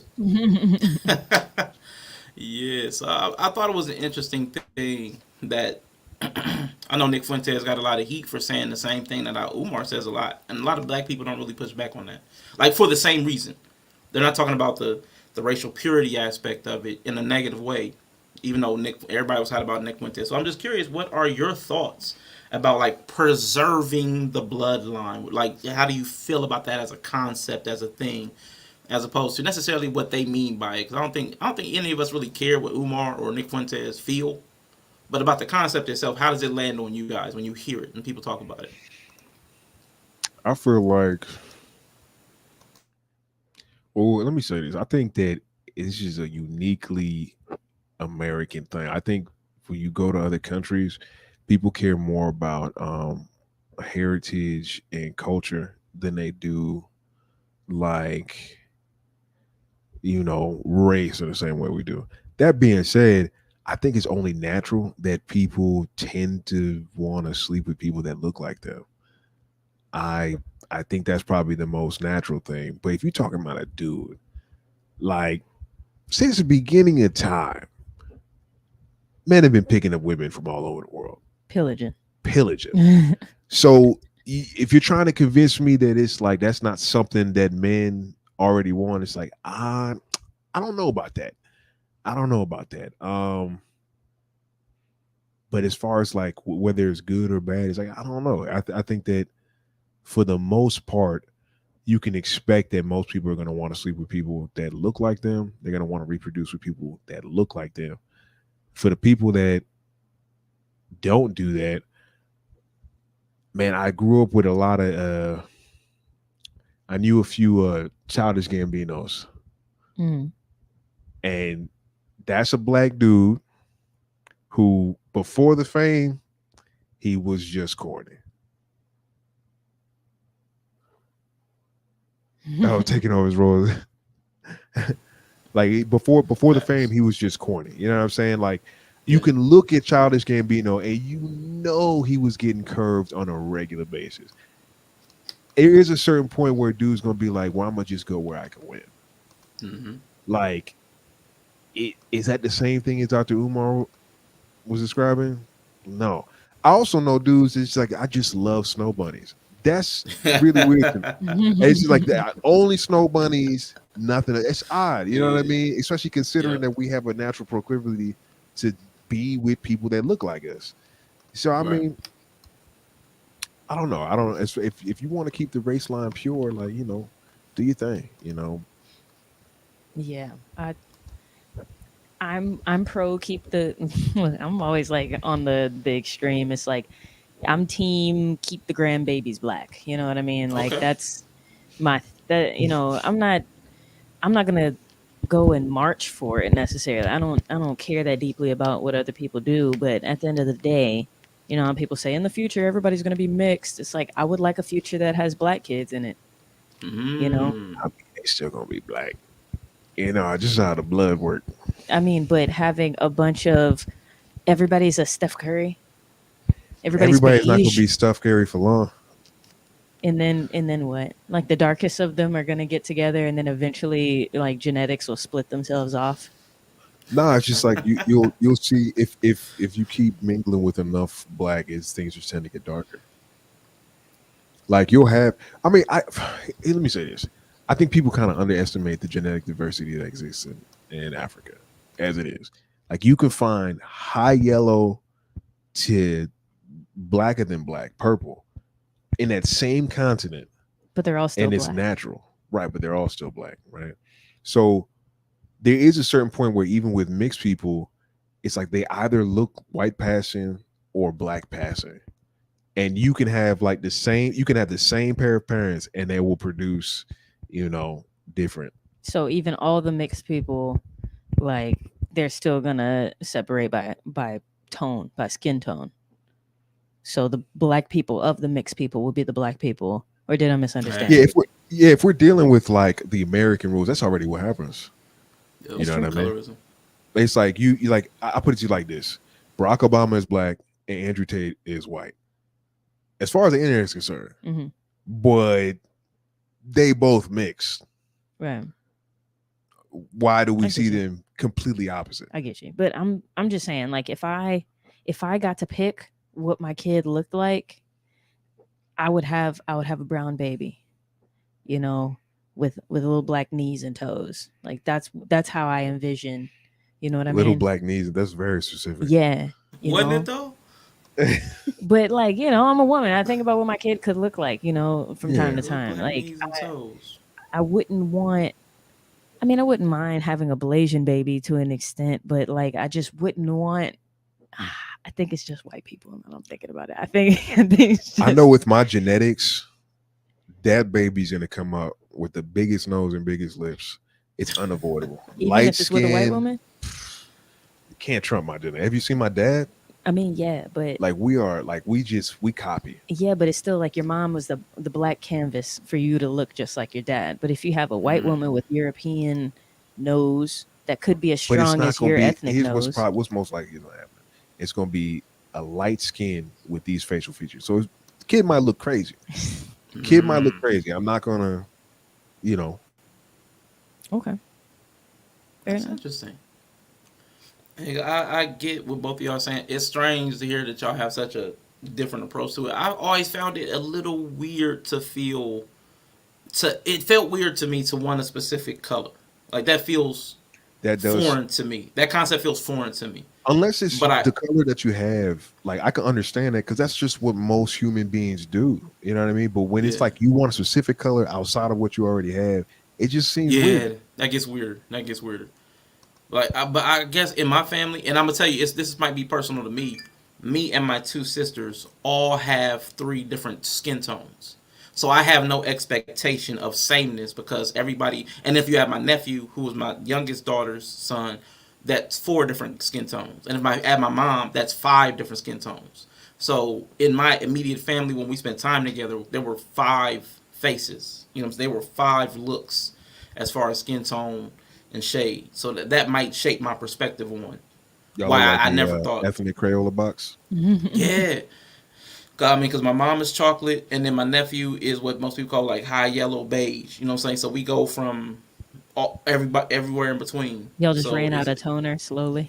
Ran out of toner. Yes, that's the perfect. Ran out of the toner. I love that one. I love it because my nephew is the lightest one, so I love it. Yeah, we did run out of toner, and but it's interesting to think about because I've heard the whole black love thing, but I'm gonna add a caveat in there because when people talk about black love and I want black babies, I'm gonna talk about this a little bit more. What does black even mean in that context? Because is it just skin? Because black a lot of people who are saying black, like we said, are all different zones of. They could be from Africa. They could be second generation and don't claim the culture. What do we even mean when we say is it? Are we really just worried about pigmentation? So like for Dre specific, when you say I want little black babies, is it just about pigmentation, or is it also do you want to see the culture reflected or something that you see else other than just skin color? Well, I don't want to get into too much of like, well, what do you mean by culture necessarily? Gotcha. Because I am a suburban black person, and so Gotcha. there are people that would argue that I'm not black, by Gotcha. their standard and definition or whatever. But how I see it is that I want, in some ways, maybe you can get this. Like I want my partner to be my nigga. You know what I mean? Okay. I can't get that out of like a white ginger dude. I can't get that out of a Chinese dude. You know what I mean? There has to be a certain amount of sameness, that is achieved in That's our interesting. upbringing. So that might apply to a white man here and there, but then there's just my personal preference of like what you look like. So it's less about the color necessarily, but it's like I just preference of what I am attracted to or whom I am attracted to. It's typically like brown skin or caramel colored and darker people in general. So you might even be able to be like Filipino even technically if we're just talking attraction, right? Just the looks. So I think it's a little bit of a combination. That makes sense. Yeah, I think so. I grew up around a lot of West Indians. Excuse me. In Trinidad, like you will meet a dude that looks straight up Punjabi Indian and has the thickest Trinidadian accent ever. Call him Indian, he might curse you out. Talk to a black Trinidadian and say that person's Indian, and they might curse you out. Mm-hmm. Because to them it's like they're Trinidadian. Like I've stepped on this landmine before. So like I've had examples of that where like it seems that in other countries and or cultures, the culture kind of matters more than the skin tone. Mm-hmm. But it's not looked at as a racial thing, because I think that Indian and Trinidadians are completely two different races. They don't really see it that way. Mm-hmm. And who are me to tell them what that is? Right. You see the same thing, I think, in Jamaica. They got the same thing with the Chinese people in Jamaica. Mm-hmm. I've seen that. So it's like, I don't know, it's weird. I think we're kind of like viewing it through the lens that we have in America, where race is more of an identity than culture is. Mm-hmm. So there's that. But like I said, people tend to be attracted to people that look like them. That's just what happens. Like I think that's the default settings. Right. Wow. So Ty Libra said, what is sad is my skin color. I am dark skinned but have been judged because of my tone of voice. People will find any reason to other you, which is what's crazy. Anything can get you othered.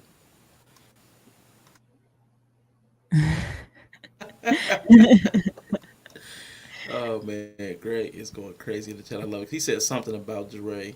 Yeah, I told you Dre was putting us in camps. Yeah. Oh, stop it. Come on. You know I love you, Greg. Man, definitely. I did want to ask though, based on that, I'm trying to find exactly where I was. Because Dre did bring up the biracial nation, which is something that we've had conversation. My homeboy Yella, multiracial, biracial. And we had this conversation a while ago. We were in the chat on somebody who I admire and respect stream. I'm going to bring in like it might be a 30-second clip. Because this is why I think this is important. And I think people need to actually spend more time considering this, because people who claim an identity like blackness, pro-black, Afrocentric, they tend to other and marginalize people based upon pigmentation. When, like y'all said, like even Andrew Tate has some multiracial DNA or heritage, whatever word we want to use. His dad is literally 100% black. Right. So because of that, but because of the way he looks, he gets classified as white. And that's some kind of weird, like you said, uniquely American cultural type thing, or like at least Western type thing, where he looks, his looks supersede much of anything else. But that skin tone issue, the way we classify each other, Follow up with something else. I brings think me he was into saying, this. oh, he was saying that he says, well, it would become a version of self-hate for me to hate a part of my true self. He's talking because he's mixed, right? So it would become a part of self-hate if he hate one part of himself. And he says, same way if I embrace my white side in favor of my black side. And I don't know if you want to speak to that, because I would prefer not to, because I have my own thing around this, but I'm going to let you go ahead and speak to that. Well, I just want to quickly say, to me, that feeds into a meaningless, distractive, debate where we could be forever talking about whether this is hurting or helping white folks. We're at war. To me, it's that clear and it's that simple. And either in war, either you're on my side or you're not. There isn't, I don't go over and interview every person who's got a gun pointed at me to see if they have a good heart or whether they, what have you. I don't deal with any of that, which is why that's not part of the conversation here or in my house. We're at war. We're being destroyed. Yes. So to debate on whether, Europeans are good to any degree, to me, is irrelevant. And that's why I have an issue with this topic, because how can you say, when you have so many people who are classified as black who are biracial, how can you also then carry into your talking points that we're at war with Europeans, and there are people who are a quarter, an eighth, half European? What do we do when we're a melting pot, even within the black side? I don't think he addressed the original question though. At all. I think he just sidestepped. He called it meaningless and distracted. He called it meaningless and distracted, but there are literal people who were talking to him saying, "I'm mixed." How are you going? He didn't say why. He didn't say why it was. Like, you could say it's meaningless and distracted, but without addressing like the actual point that he made, it's just like, like okay, whose side are you on? It's like, well, that's part of deciding the sides, and in his worldview, right? Yep. It's like, well, no, really, how do you decide the sides? That's kind of the more important question. Like, he's having a tough time picking between the sides within him. You're looking at him. How would you decide? Like, it's just mulattoes not a part of the war, which in some countries that's been a thing. Mulattoes have been their own separate class.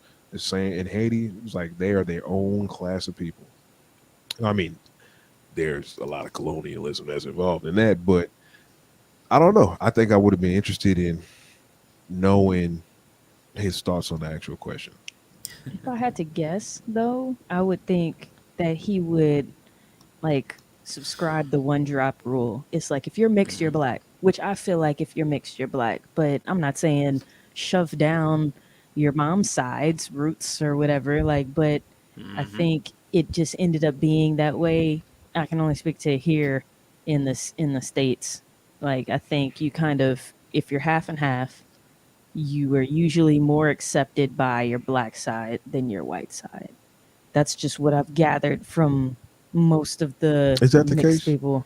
Like, yes. Yeah. Okay. Like this, just from what I've experienced from people that I know that have spoken to me about it, is that black people are going to take the mixed people. Like, you might get poked fun at worst case scenario. You get other hard. Like, yeah, you're going to get other to an extent, but it's like your white side will, how do I put this? Your black side isn't going to completely disown you or whatever for being mixed, whereas there is some amount of likelihood that your white side would do that. Like, you've never heard of black people doing that, but you've heard of white people doing that. Is this the only thing I'm saying? Whoever the male is. Yeah, Yellow said I was a lot less accepted by my black side. Okay, that's interesting. Interesting. Yeah, I know my nephew. He felt uncomfortable around like the white parts of his family. A lot of people who I've known who are biracial, multiracial, I will say they took a lot of more bullying, like verbal bullying. There was a lot more verbal bullying among the black cohort, like around the black side. But as far as who they were around and were hung with and got accepted by, it was the black side. But again, that's anecdotal. I know it's limited sample size, but that seems to be every time I've heard people talk about it, it's kind of been along the same line. So, but I hear you, Yella. Definitely, for sure, for sure. That's interesting.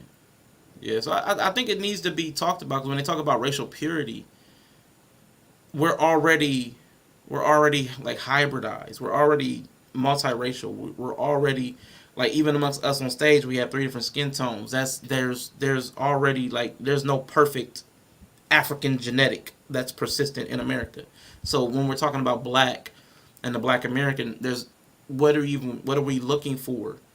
And as people have different, children with people who are lighter, a little bit fairer skin than they are, that's going to come down. And it's a slippery slope argument. And eventually there's a line where you're Andrew Tate and you're accepting, passing, the passing paradox. We can pass. So where does that slip into? Like, what are we supposed to do with that? I don't know if you can look at it through simply the race because, like, let's be real, you'll get othered hard and disowned for talking proper in certain areas. It's like there are things in culture that'll get you put out of the group before your actual color will. That's fair. That's definitely fair. Yeah. I totally agree with you. Yeah, it's like, we give people black cards and we remove black cards from other people. It's like at the end of the day, Yeah. Yeah, it's very fluid. It seems to be very fluid, but it's just interesting that everybody, again, I heard so many people talk about Fuentes, but I'm like, Umar says this stuff all the time. And I know a lot of people in my family, in my friend groups, a lot of people have said very similar things about black love, keeping it blackity black. I know so many people that talk like that. So it was weird when everybody was so up in arms about somebody who wasn't black saying it. I'm like, but you want the same thing. Like, you want racial purity too. So it's just a weird thing, but especially when I don't know that there is already, how can you keep anything pure that's already diluted to an aspect? So it was just a concept I wanted to dive into. Yeah, I think black people want the same thing. I think most people do. Like, you look at any group of people, the bulk of them are with each other. That's like, I think America's or the West is an interesting experiment because we have multicultural, nations and societies where you're going to see way more of that, but even there, it's like still a minority. Yeah, I mean, I think it's different. Like what Greg just said is like me saying, I'm not mad at like any white person that wants their white kids to have white kids and so forth, because it's the same as me. Now, if you're saying don't date outside of white people because they are subpar people, they're beneath us, that's a different thing. My thing has nothing to do with who's better or like who's supreme racially or whatever, I think the reason changes though. Well, I mean, the reason can vary, but if you're a white person, you're just a collection of recessive traits, essentially, comparatively to black people. Like, if you are somewhat attached to that and you're, attracted to people that look like you and the whole thing that you just said, like, yeah, you're going to want your lineage to continue to be white. But if you want your lineage to continue to be white because white people are better, that's kind of where the problem comes in. So he's a known white supremacist. Nick Fuentes is, right? He's a known white supremacist. That's what the internet says. So I would see why people would be mad at that. I mean, I can say that. I can hear people saying that. Like, I guess my thing is this. So when I was younger, like I would be at my cousin's house.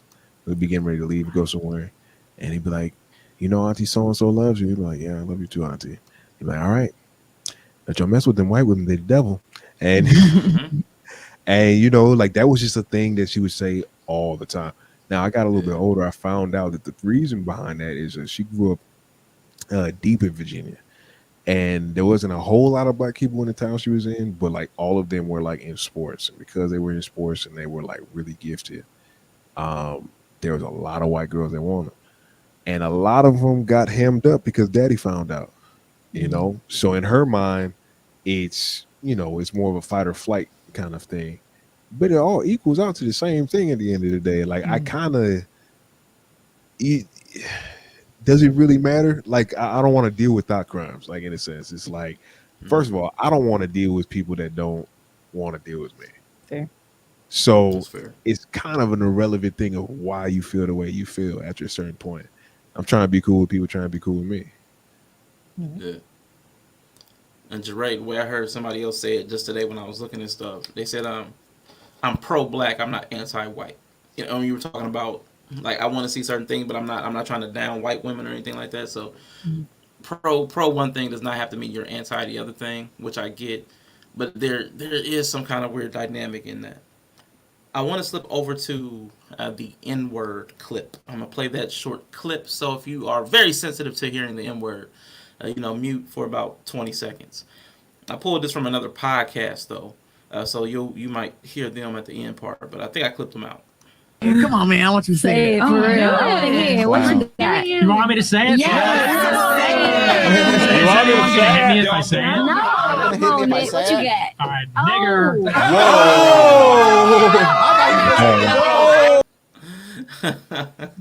I mean, why was everybody shocked after they told him to say it? Well, because I don't think it's in the hard R. Yeah. Like I wouldn't have. You can't give somebody your car and get mad when they push it to its limits. I mean, okay, fair enough. I wasn't expecting. Dury didn't expect it either. Nobody thought he would hit it with a like nah. You know, you're giving her one chance, and you throw that's a chance to shine. Yeah, if you think about it, it's like it's one. They got one night only. So I'm gonna say the worst version of it. I'm going for broke. Okay, that's somewhat to be expected. Yeah, a lot of people were bothered by the fact that the people goading him on were all black women. So they were trying to, point the finger at black women for supporting white supremacists. There's a lot of extra narrative people are trying to fluff onto it. But what do you both individually feel about who gets to say the N-word? Are you pro N-word? Now I know Jeray already said, I want my man to be my nigga. So I know there's some true. I mean true. I'm a nigger. But where are you all with as far as whether you would use the word? Do you use the word? Are you anti the word? Was you like I use it but I don't like it?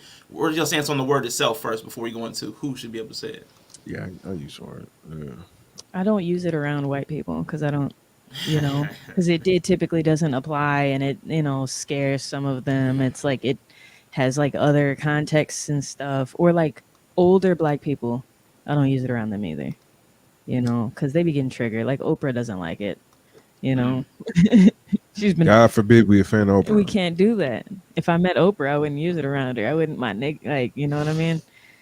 But yeah, I use it. I'm not anti it. I don't care who uses it really either because it's a word, but I don't try to be offensive when I speak to people. So I've said the same thing I've said since I was young. Or at least this was the rule growing up.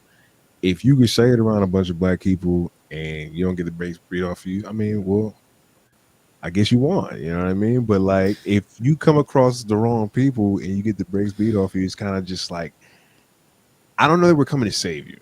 Mm-hmm. Mm-hmm. Just do it at your own risk. And then there was it's risky. There would be certain people that would say it because they had, their black friends that co-signed it. And every once in a while they get around the wrong group of black people and it didn't end well. And then for the most part, like you could see like those guys would say it around their friends, but they get around a group of black people they don't know, and then they're not gonna say it. Right. It's just like, I don't know. It's not really something that I come across in life at all. If I want to be completely honest with you, I don't come across it a lot. I don't hear white people saying it. I've heard white people say the N-word a lot. Maybe it's because how I look, but it's not something I come across. It's a numbers game. It's like basketball. I use basketball as an example a lot. You're coming fast break down the court. and it's just you and maybe one other person, maybe 5 feet behind you, but there's 3 defenders in front of you, you don't have numbers. You need to pull out and set up the offense.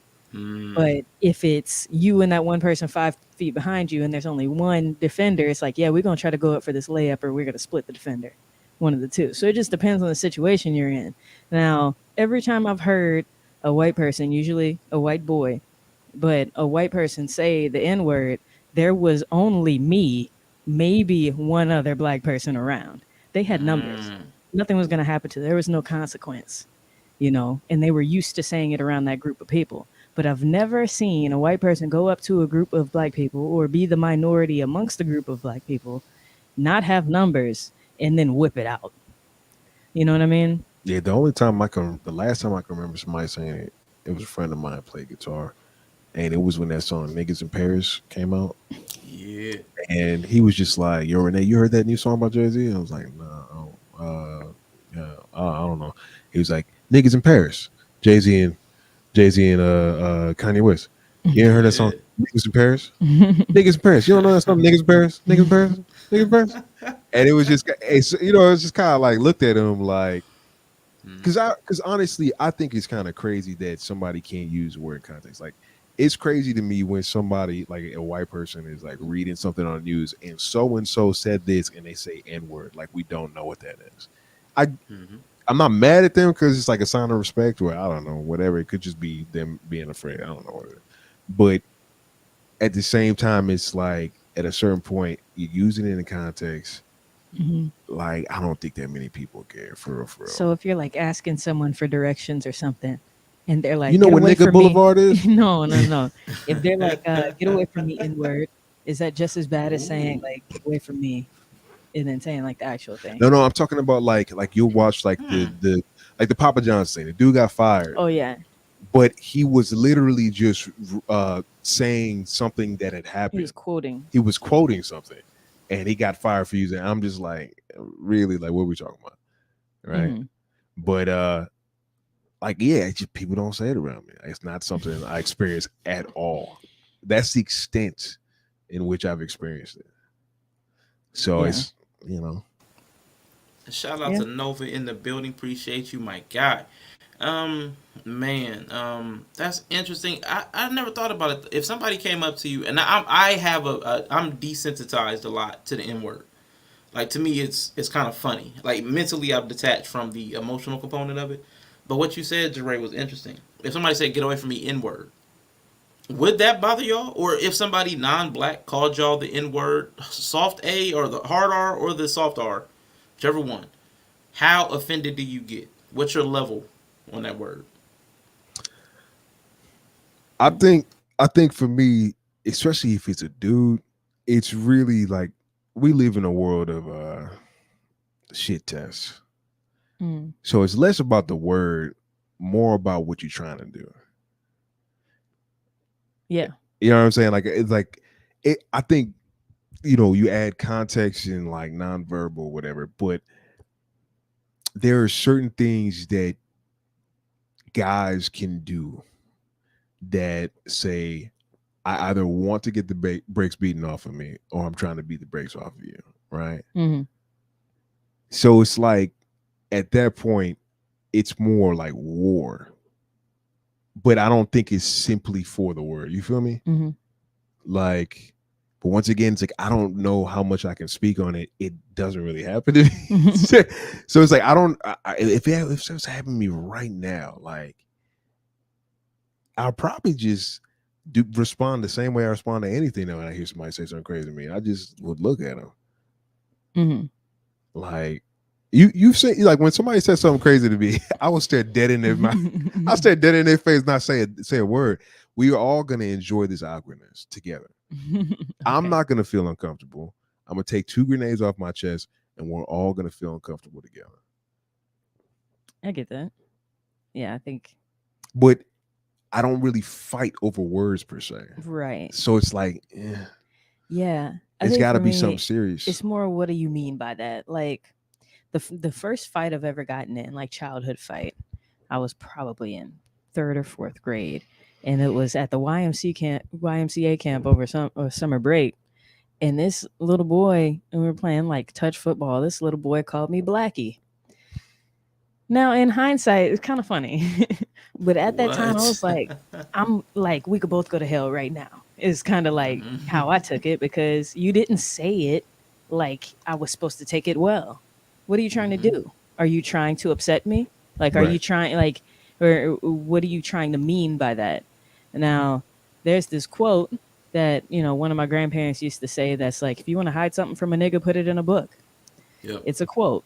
If somebody said, this quote, which is a whole conversation in and of itself. But if somebody said this quote, I wouldn't take it like, oh, you're calling me whatever, you're using this word you're not supposed to use. But that's the actual word in context isn't as bad as this kid saying at me, calling me Blackie. You know what I mean? And it's not even the word. Yeah. No, I got you. Yeah, I don't know. I kind low-key don't want to know what I would do in that scenario, but I would like to think I could probably keep a level head, just because, just for the most part, I don't really like people getting the best of me emotionally. I mean, I'm a referee. I've heard some terrible, Man, I bet you horrific have. thing. I've been called so many god awful things. Oh, I haven't even been doing it that long. I'm 3 years in, and I think I've been called everything a person can be called. Like things that racially don't even make sense to me. Like, but like, it sticks and stones at the end of the day. If you have played Call of Duty multiplayer online in the 2000s, insane. like you have to be desensitized to almost anything racial. Yep. Like you have to be. Like it maybe day one you get upset, but your leather would be tough after like 3 days. Because you would log on. It's like, hey, where y'all want to land, nigger? Yo. You be like, yo, like it's like a 7-year-old. Yeah. And they'll do it to people that they don't even know if they black or white. It's just they're just launching it, and it's just like, I don't know. Wow. My brother and I kept calling the neighbor's dog, whose name was Blackie, and our mother nearly threw us out the window before we could explain it was a dog. That's crazy. That's a black thing too. To name a dog Blackie. Blackie. Yeah, my first cat's name was Shadow. See. Yeah. Guess what color it was? Now, I was curious about that because you did say you don't like the thought police, Renee. You said you don't like the thought police. So, with Nick Fuentes, and I know we're not diving into him particularly as far as his racism or whatever everybody cares about. As far as the idea of like thought policing, language policing, what do you, and then you also, Jeray, what do you feel about people like him having a platform? How freedom of speech are you? Was that 1A? How much do you feel like people should have room to say anything in public discourse? Go ahead. Like I'm the worst person to ask. Like everything outside of the Constitution, I think is probably fair game. Like you gonna like it, and mind you, I'm the wrong person to ask. Call of Duty chat rooms. It's just kind of like you may not like it, whatever, but there's more videos uploaded to YouTube a day than you can watch in your lifetime. Sorry, Sebastian's kind of snoring. I don't He's know if deep in rap. I like it. I like it. Sleep stream. Got a sleep stream. Man. But Yeah. I agree with you. What about you, Jeray? What do you think? What was the question again, Sebastian? Like as far as freedom of speech, are you one of those people that like protect freedom of speech, or are you more like we should deplatform this person, the hate speech and da da da da da? Everybody should have whatever platform they want. It's like that's deplatforming them isn't actually doing anything that we think it is. That's the main thing, but they're just words. They're just words. To me, like an idea, you could disagree with it, but you can't be mad that people have that idea. So, like, for me, I think you got whatever. a right to be an idiot. Yeah, you know what I mean. Absolutely. And if we're gonna deplatform, we should start with these TikTok bots. We should start there if we're gonna clean up shop and move on. That drives me nuts. That drives me nuts to see it. It bothers my eyeballs first, but then to know that people are paying. Yeah. Oh my God. This was SpongeBob for like our parent generation, like seeing like nonsense TV, like cartoons or whatever. That was how they felt about it. Yeah, man. Yeah, you don't have to watch it. I mean, like I said, that's very outside of true. the obvious like calling violence to somebody, you know what I mean? I'll even throw doxing on there. You can't do that. Like I think that should be like kind of an update. You shouldn't be able to like dox people, right? Because that's like, yeah. Anyway, That's facts. outside of like the basic joints, like if you said it, I'll put it like this: if you said those same things in public, what would happen? You would be socially shunned. The market would decide. Mm-hmm. People would just be like, ugh. Like I can't even. we were at another broken egg today, right? Mm-hmm. And the waitress came, and she was like, "Would you like normal coffee, or we got like a different kind of brew?" And she kept saying it, but I couldn't hear it. And then the last time she said it, I heard Rwanda, and I thought I was like, Rwanda, like the genocide, and she got upset at me. Really? Now, am I happy that the genocide happened? No, but that's the first thing that came to mind. Not that it's a country, not that Hotel Rwanda. I would have said Rwanda like the hotel. Here's my thing. Like, you think that woman knew what I was saying? Of course she knew what I was saying. So that was an effective message. And all I'm saying is just like, what did she do? How did she react? She had a sour face for the entire meal when it came to me, and I didn't give a fuck. I mean, oh my bad, bro. No, you good. You good. Okay. And I didn't really care. But it's like, yeah, if that's typically the response that happens in public, like. yeah, I mean, you should be able to say whatever you want, but if you're gonna say it on a public platform or forum, like everybody should be able to roast you about it as well. Right. So, but I am not an anti. I don't know, like if you could say this word on stream, but BULLY, like ing. I'm not that person. I think that's part of natural selection. We need to bring it back. We need to bring back shame and bullying. I mean, I try not to say it because I didn't know if it would tank, but my thing is, you should be able to say whatever you want. Like, I have control over my reaction over it or whatever. Now, does that mean, like, if your manifestation of bullying is beating me up every day, like, that's unacceptable. But you can call me whatever you want. Like, it's not, it's life, Shoot, shout out to bringing Shame back. Mrs. She Said with Shame Sundays. I was trying to bring her link up, but I must Nightbot slipping, or at least I can't remember the trigger for it. But I really do. I really do believe people should be able to say it. You don't have to watch. We can turn away. I agree with all of that. And most of the places that we go, we should they have their own terms of service that they police certain things, and if we don't like it, we can make our own. I'm fully with that. Good night. Appreciate you. Have a good night. I want to slip this to the other side of it, not to the Nick Fuentes and the N-word side. I want to look at the black response to certain language, and I want to ask you a specific question at the end of these 3 clips because I feel like there's a problem. I think there's a problem. So I'm going to play this clip first. It's there it is. Finally, we bring the Shame back. Mr. She Said she be on that, and I enjoy her show. Just watch that. She had a great show. Her husband was on that time, so it was a really good stream Sunday. But this clip, y'all might have seen this. Joyce Beatty was involved in a little dust up on the house floor. But it has nothing to do with whether or not colored people or black people or anybody can serve. Okay? It has nothing to do with color of your skin, any of that stuff. What we want to preserve and maintain is the fact that our military does not become a social experiment. We want the best of the best. We want to have standards that guide who's in what unit, what they do. And I'm going to tell you guys right now, the Russians, the Chinese, the Iranians, the North Koreans, they are not doing this because they want the strongest military possible. I hope my colleagues on the other side can understand what we're doing. Thank you so much. Mr. Speaker, to be recognized to have the words colored people. For what purposes Colored does gentlelady seek recognition? I'd like to be recognized to have the words colored people stricken from the record. I find it offensive and very inappropriate. Now I wanted to play that because I'm like, I get it. It's from the 1960s or whatever.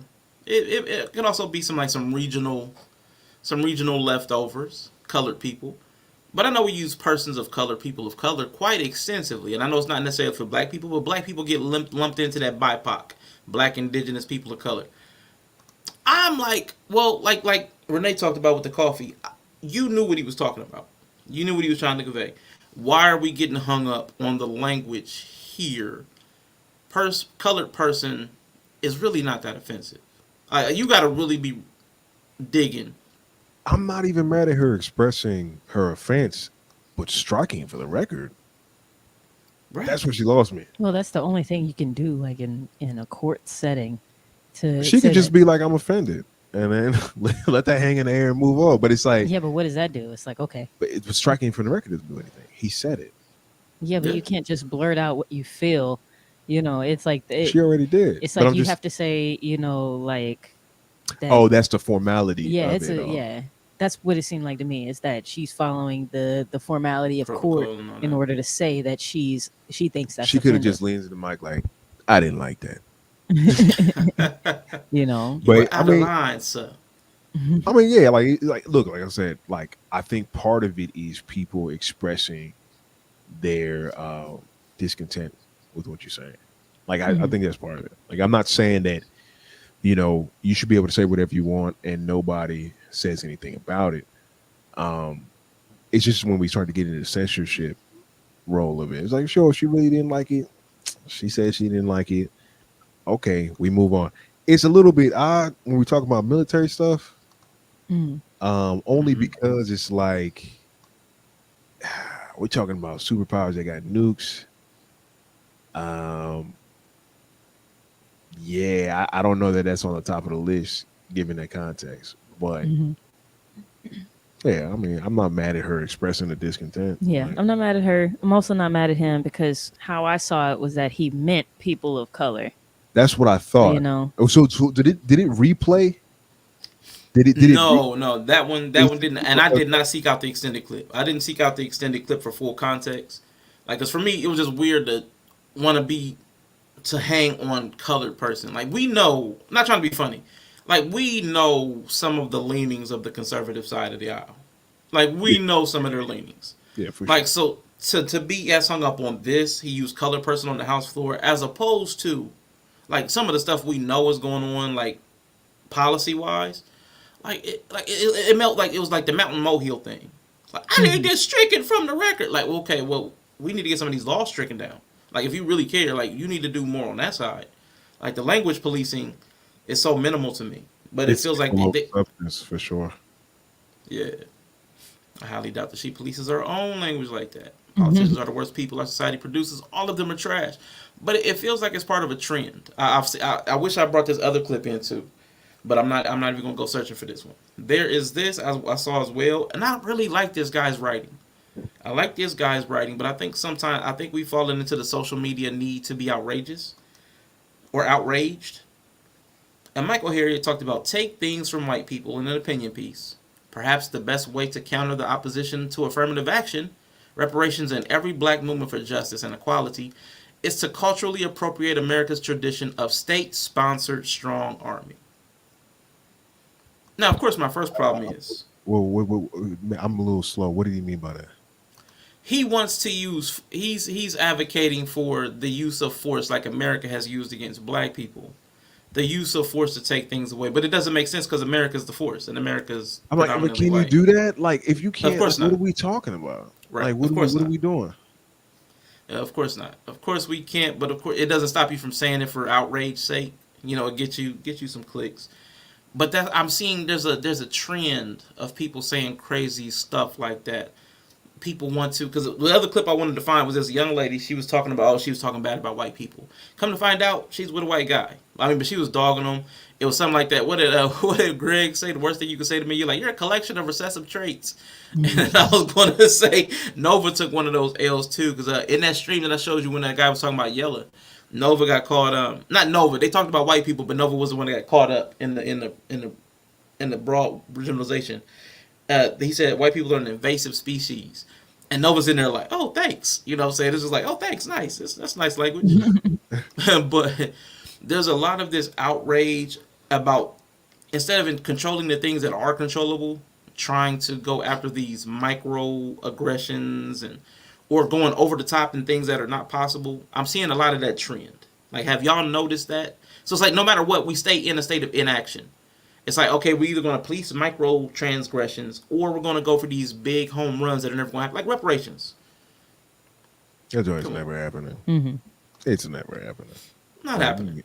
Give it a rest. Well, if we can't get that, then we could at least get colored people stricken from the record. Yeah. Yeah, it's like, okay. Yeah, I mean,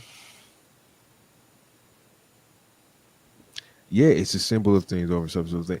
Even if you're talking about like strong arming, I don't even, we live in the South. Like, forget the government, a race war.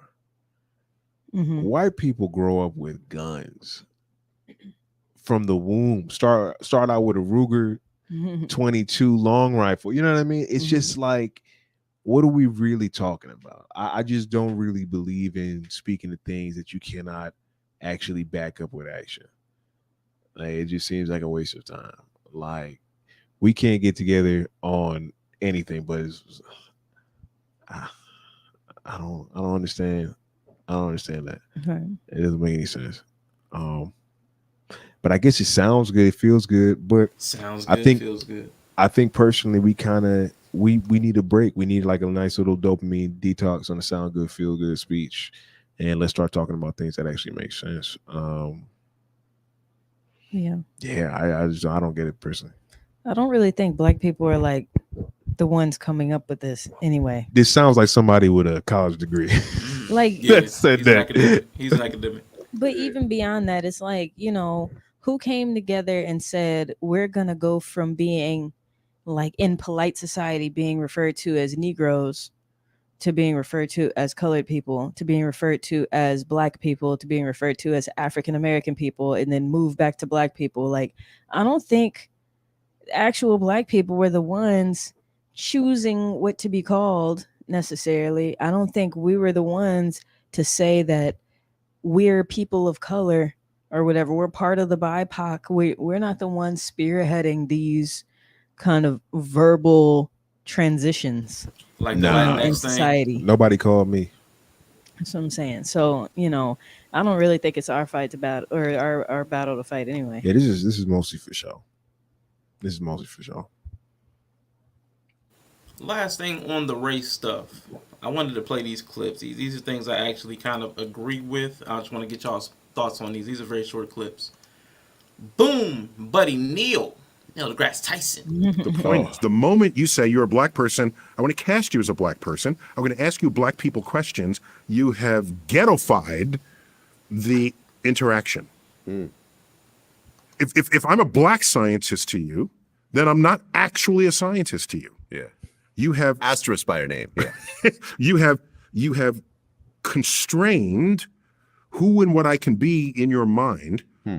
The point is, I was mad that they had that at the very end of a clip about something else, because what they were talking about was the black scientist, black this, black that, and that qualifier, and he was saying that you could not be the thing if black has to precede it. Like, that's a very specific qualifier. Because if you're a black reporter, then you're not a reporter. Like, you could be a reporter who's black, a reporter that happens to be black. But if you're putting black in front of everything, you're kind of disqualifying the actual thing that comes behind it with that prefix. So I thought it was an interesting thing. It's like you're ghettoifying it. You're putting everybody. I'm not going to treat you like a full blown reporter or scientist because you're a black one. You're the black version of what this thing is supposed to be. So I thought that was a very interesting point. But what did you guys think about that? Now, I mean, I agree with you saying. Like the identifying somebody is a lot different than qualifying somebody. Yeah. Yeah, I don't think we need to go to the extreme where it's like you can't. You ever like a white person like come up to you and they're like, "Oh, I'm looking for somebody." You're like, okay, what they look like? They were tall. Okay, and they had 2 feet. It's like, yo, what was he black? Was he white? Like, it was like you can you, we're trying to find this dude, like, right? So it's like I don't want it to be that because we're just identifying. It's a very simple thing. But as far as qualifying, yeah, I could see that being a thing. The only way I could see you overcoming that is being so great that they have to say your name. Yeah. Jordan is Jordan. Facts, Michael facts. Jordan is Jordan. Now, is it a tough thing that it's like, okay, do we all have to be that great? We should all be striving to, regardless of color, for sure. But yeah, like I can see how that would be really frustrating. Yeah. I think in like mountain climbing or rock climbing, I don't remember if it's indoor or outdoor, but that's one of the sports where women dominate over men. Swimming, long distance as Swimming, yeah, diving, stuff like that. Anything, acrobatic for the most part. But the best climber in the world is a woman. If we called her the best female climber in the world, that would be kind of disrespectful. Yeah. Like when you are just the best or whatever. Yeah. But, it does exist in other areas. But if we're talking about basketball, you are the best female basketball player. Right. in And the that's world. a thing. So, it's like if I were a white rapper, I wouldn't want you to call me a white rapper. You know what I mean? Because we know that we know what you're doing here. It's like, don't let me in with Macklemore in the riffraff. Ice Ice Baby. That Macklemore, Jesus Christ. It's That's just messed up. rude. It's just Yeah, that's tough. No, I definitely agree with both of y'all. It's just interesting, and you're right about the name thing. I thought that was great because Neil deGrasse Tyson has established himself as an astrophysicist where people know him by name. So I really like that, setting yourself apart by name, so you don't even have to worry about the qualifiers versus identity. When you're describing someone, them being black is relevant information. When someone's a scientist, them being black is not. At least it shouldn't be. Right. At least it shouldn't be. Because if that's black science versus regular science, I need to know what the differentiation is. I need to know what that line is. Is black science calling Kool-Aid red? Is that black science? Like, you know what I'm saying? What color is that? Let's test it out. Oh, it's red. Yeah, okay. Well, like if that's black science, but we need to. Okay, wait. Let me throw a wrench first though before we move on. So, February rolls around, Black History Month, and people take it upon themselves to say, every day this month I'm gonna post a fact or whatever. People do that, and it's like, oh, on such and such a day, a black physicist did this, or a black scientist developed this, or like it's not used in that way. Do you think it makes a difference? That's an identifier, not a qualifier. So it's an identifier in that circumstance, but not a qualifier. So if it weren't, if it weren't then, and someone described this physicist as a black physicist, would it still be an identifier? Or what determines whether, excuse me, what determines whether it's a identifier or not? I think context does matter. Like if you give me to me in that context, I understand it. I understand what you're trying to say. Yeah, I'm not really gonna penalize nobody. Like, I know what you mean. Oh. Yeah, I like that. I'm glad you brought that up because that is a way that we look at it. We're just trying to point out because I saw something else that talked about this. Marcellus Wiley was talking about we make things like poverty and hood synonymous with blackness, and we make other things like the way we speak and the way people are educated and people that read and wealth, we make those synonymous with whiteness or something else. So science has been something that a lot of people have synonymized with white people. So you're actually pointing out, hey, we have scientists that happen to be black as well. I know, even though we'll say we have a black physicist, black mathematician, the way we're actually trying to use it is there are also mathematicians who are black. that your children can aspire to be. Like in my mind, that's the way I conceive of it. Right. We're not trying to say that there's a different type of science that black people participate in. I think that we're trying to say, hey, no, there are people that do this also that are black. So your children can aspire to do more than just play basketball or rap. Yeah, not acknowledged for the contributions. Yeah. So we're trying to point out, yeah, you can contribute in these other lanes. It does not have to be entertainment. Yeah. Been a good stream. You all have balance. It reminds me of Justin Timberlake taking stage at a concert and people just started pelting him with water bottles. This was at the Star Stock Rocket. He got pelted with water bottles. I don't remember that. Oh my god! I mean, at a rock that is concert, crazy. yeah, he is. Who booked that? That's interesting. Well, no, I'm really. I have a couple questions, and I'm gonna let you guys get out of here because we're coming up on the 2.5 hour mark. But I had some thoughtful stuff. I didn't even know that. Yeah, appreciate you guys so much for being here. I really enjoy you guys' conversation and your content. Yeah, love having y'all here.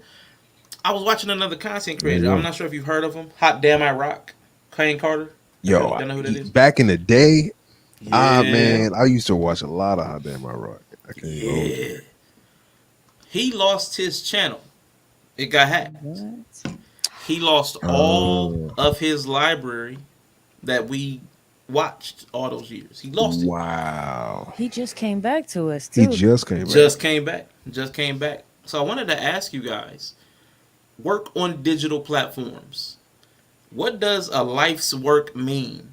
What does a life's work mean when it's impermanent? When it can disappear or evaporate? And like this digital domain, a lot of the stuff we do, can just get stripped down. It can take it down.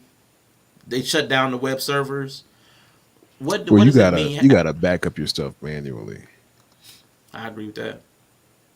Yeah, I think it still matters. I think it still means something. That's your work. That's the fruit of your efforts. I was thinking about I was telling somebody about our channel that I met on the random. Well, I wasn't even telling them about it. I was just mentioned it in passing. Like, you have a channel? I want to. You seem like it would be interesting. It's like, whatever. But it was kind of during a time where he and I weren't, not a time, but on a day where he and I weren't seeing eye to eye necessarily, as that happens over the course of almost a decade. So this day, don't remember what the situation was, but I remember telling this person about it and remember feeling like a sense of pride. Like, this is something that me and a person that I love dearly, like, have created together. Like this is the summation of who we are in our minds and, like our growth. And it didn't mean a lot to me necessarily up until that point, because I've had my battle with how I feel about content creation. But in that moment, I was just like, it's really cool that we have this. Like, this means a lot to me. So I think it still matters, but you got to back it up. You got to get a hard drive. Prime Day just passed. Facts. Yeah, I don't know. I think, I see you.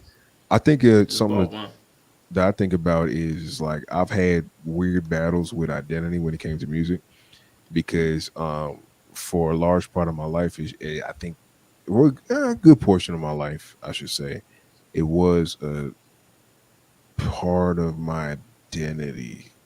Yeah, it was probably a good point in my life where, like, if something was to happen in my hands, I'd probably kill myself. So, I tend to think of, like, the fruits of my labor from a different sense. It's like, well, if nobody saw this, would I still love this?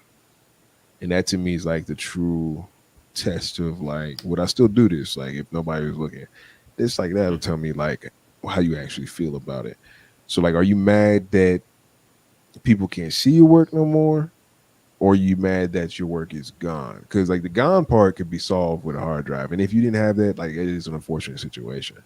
But, like, what are you really mad at? Like, and I think that kind of shapes what we're talking about. Yeah. No, that's a really good point. In his video where he talked about getting the race, what he said was he didn't really think about his old catalog the same way everybody else did. So it really didn't bother him. What bothered him was all the people who said how much his content meant to them and what it got them through. He's like, thinking about those people and not having the content there for them. That's what make Okay, him feel away. so yeah, then that changes it a little bit. Like I understand that. I understand that. Yeah.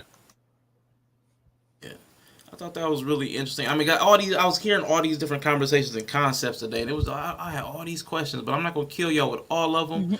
Wait, I do Rashawn, wanna- can you answer that? Can you answer that question though? Like, how do you feel Man, about it? it's hard. Like Greg Bryan said, this is what I'm aware of. This is why I have this like nihilist existential dread. Everything we do or have ever done will be erased eventually, at some point. Because in my city, there are so many street names that are named after people that we don't know anything about. We don't learn about them in school. They're just faded into obscurity. But the city, somewhere in history, knows who these people were, what their lives were like. But to Yeah. most of the average people, we just don't know who they are. So everybody kind of fades into obscurity. Even like sports arenas, they're not even named after people. A lot of times, they're named after the businesses who they get bought and sold. So the FedEx field becomes this field, becomes this field.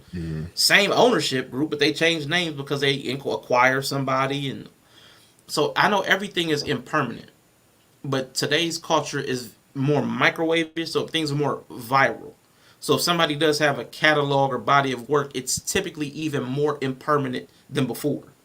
Like Gotcha. so, like as opposed to somebody's career, they might create some timeless classics or some art that people always refer back to.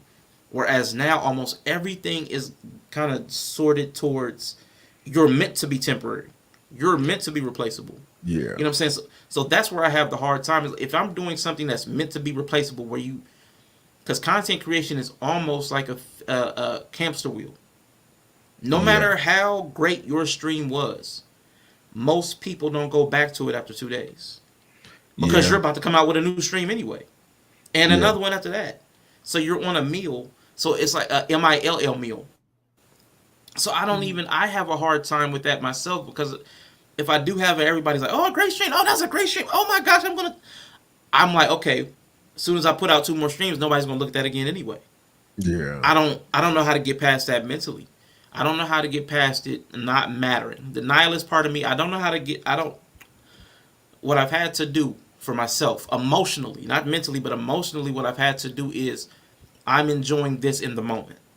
Like I'm enjoying this conversation for the moment that we're having in this moment. I can't think about it being a long-term content legacy, something I'm leaving behind, evergreen. I can't think that way because I don't see the world shaped that way. I feel that, bro. Yeah, I feel that, man. Yeah, I mean, if I would be honest, man, like, yeah, I think you have to kind of enjoy the process because when you get to whatever goal you made, you're gonna be depressed, like because it's just how it works.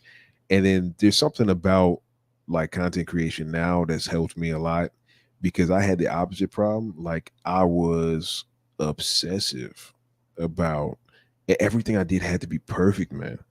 And this YouTube channel like really helped me with that. Oh my gosh, because I would spend hours on something and the craziest thing would happen and it's just like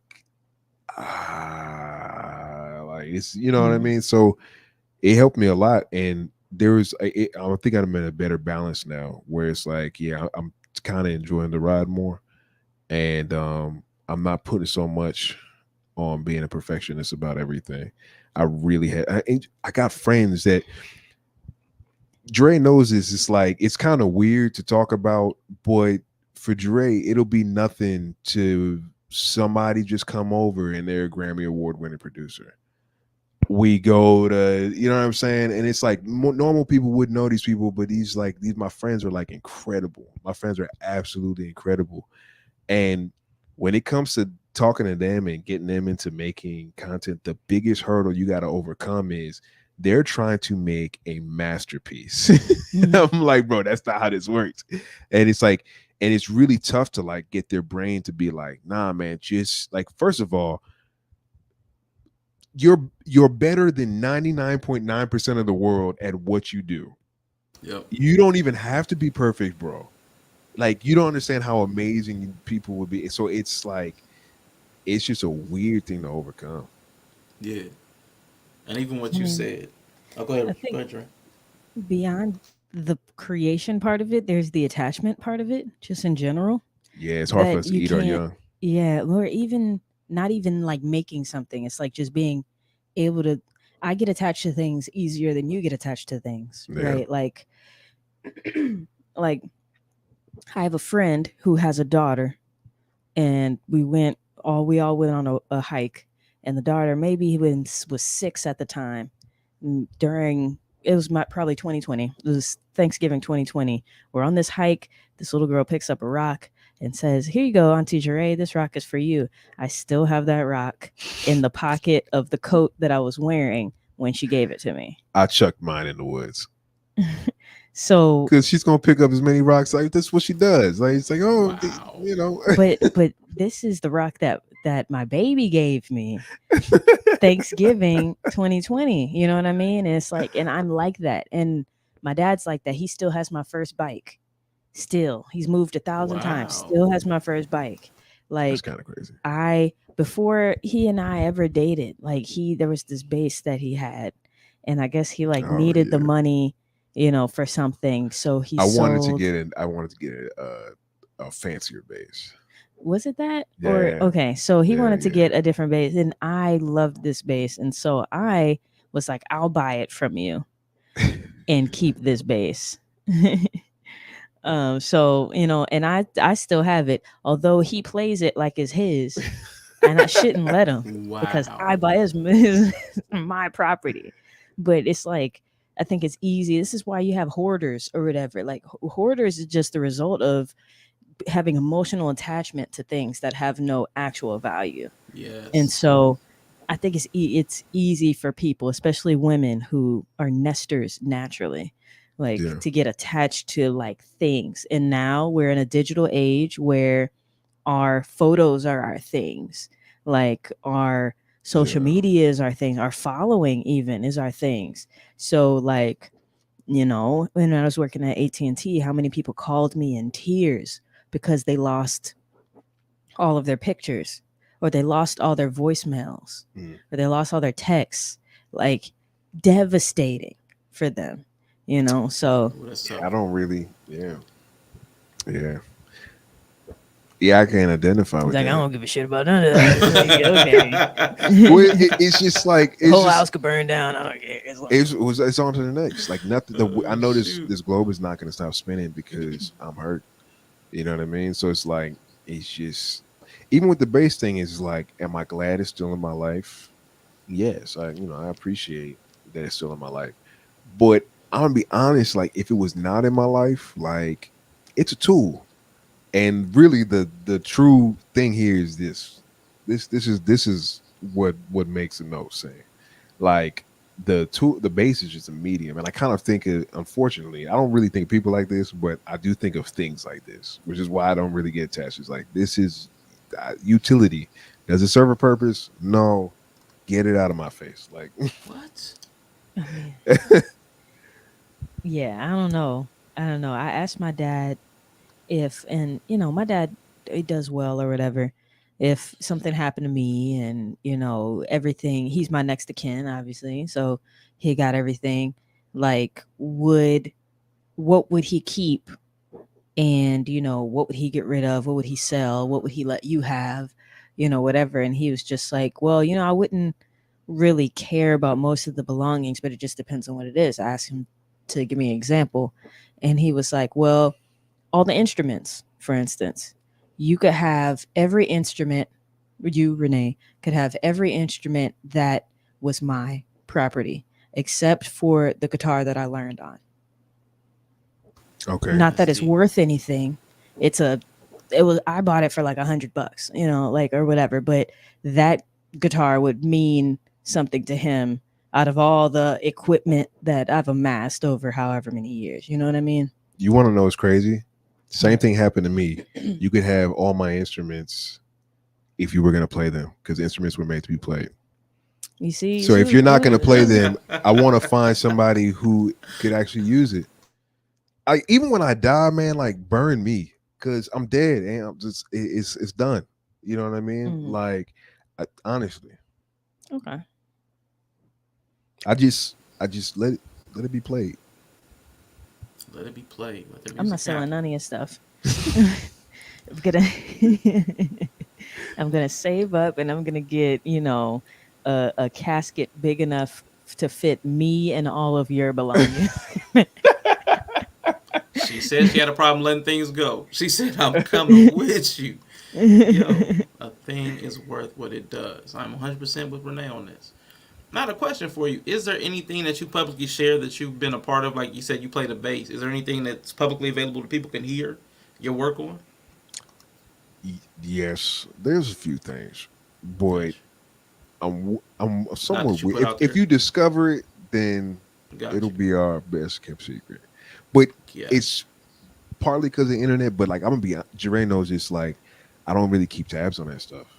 Like I just do it.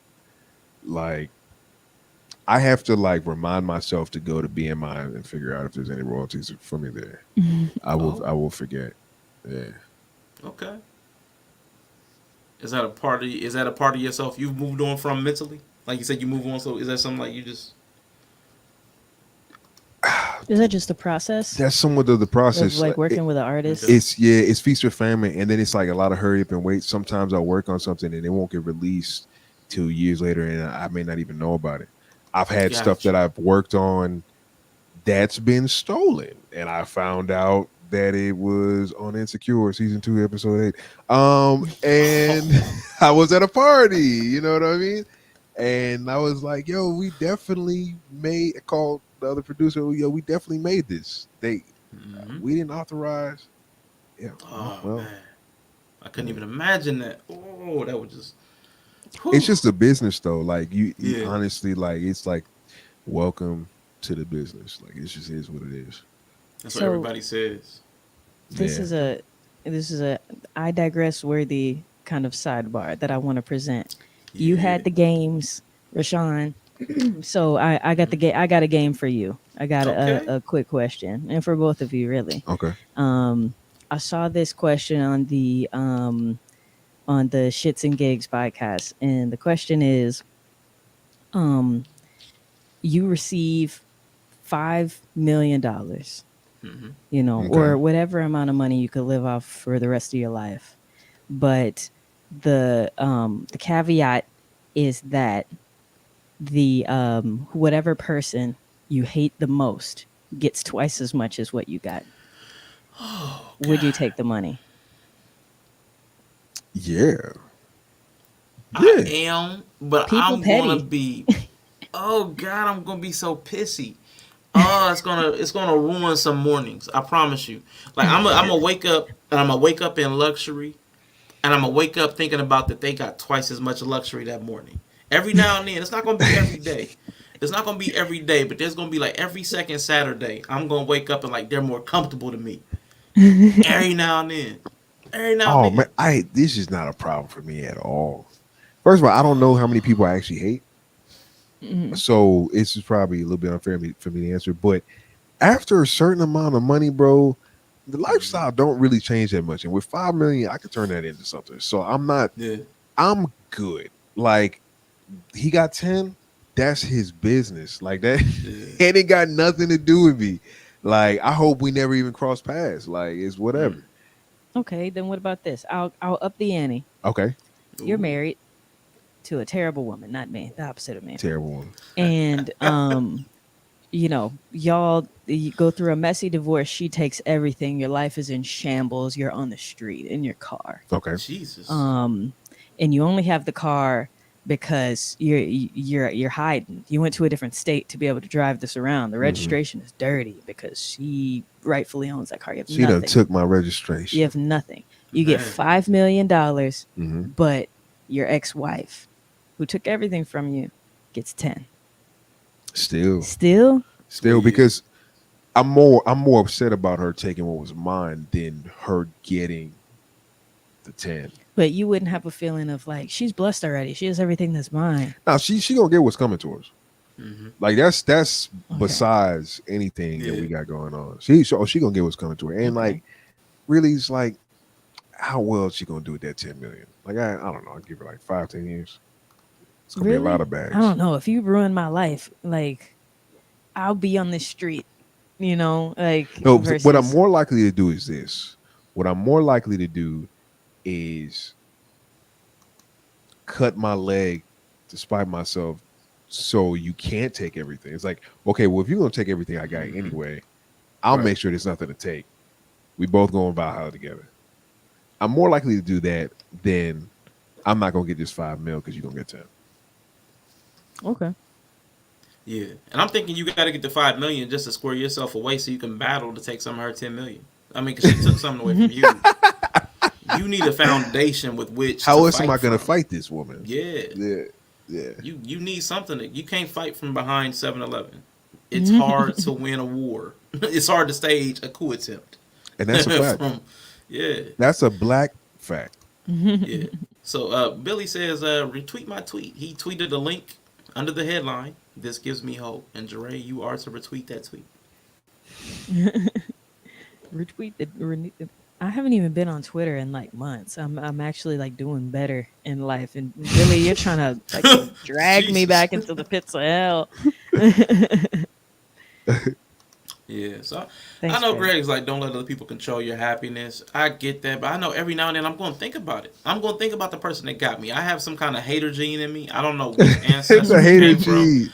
but it's definitely there. Oh my gosh, people that have wronged me, I want them to suffer. I want them to suffer, but I don't want to suffer to make them suffer. That's why I'm gonna take the money each time. I don't want to suffer just to make them suffer. I want them to suffer while I look down upon them and laugh, like swirl it with the Leo DiCaprio smile from what was that one? Gosh, With the it's the Wolf of meme. Wall Street. No, the one Not the with Wolf of green Wall light. Street. The Oh my god. where they're all rich. He's got like it's in like the they're all royalty Great or whatever. Gatsby. Great Gatsby. Great Gatsby. Great Gatsby. Okay. Yeah, I want to have that smile when I'm looking down on their failures and their defeat, and I want to feel so good about it. But I know that's hater. I know that's a problem. I need to talk to somebody. I'm gonna look into it, but I'm gonna take the $5 million first. You give me that $5 million, I'm gonna look like Sebastian right here. Okay. Man, laid out. What's the like amount of money where like everything above that is the same? I think at about 10. 10 I think mil? at about 10, it's like your lifestyle don't really change that much. Okay, so get 30 mil and she gets 60, or Oh, yeah. take 9 and she gets nothing. Oh, that's a better question. That's a tougher one. That's a better question. Yeah, because 15 to 30, I'm definitely taking 15. I ain't even really gonna care if she got 30. I wouldn't even try to get revenge. Cause I wouldn't even feel that. I wouldn't even really. But the 9 and she gets nothing. I think I'm taking the 9. Like I'm taking the 9. I'm not even gonna lie. The Oh my 9. The only God. reason the 9 is on the table for me is because I know I don't really need 30. Oh my god. But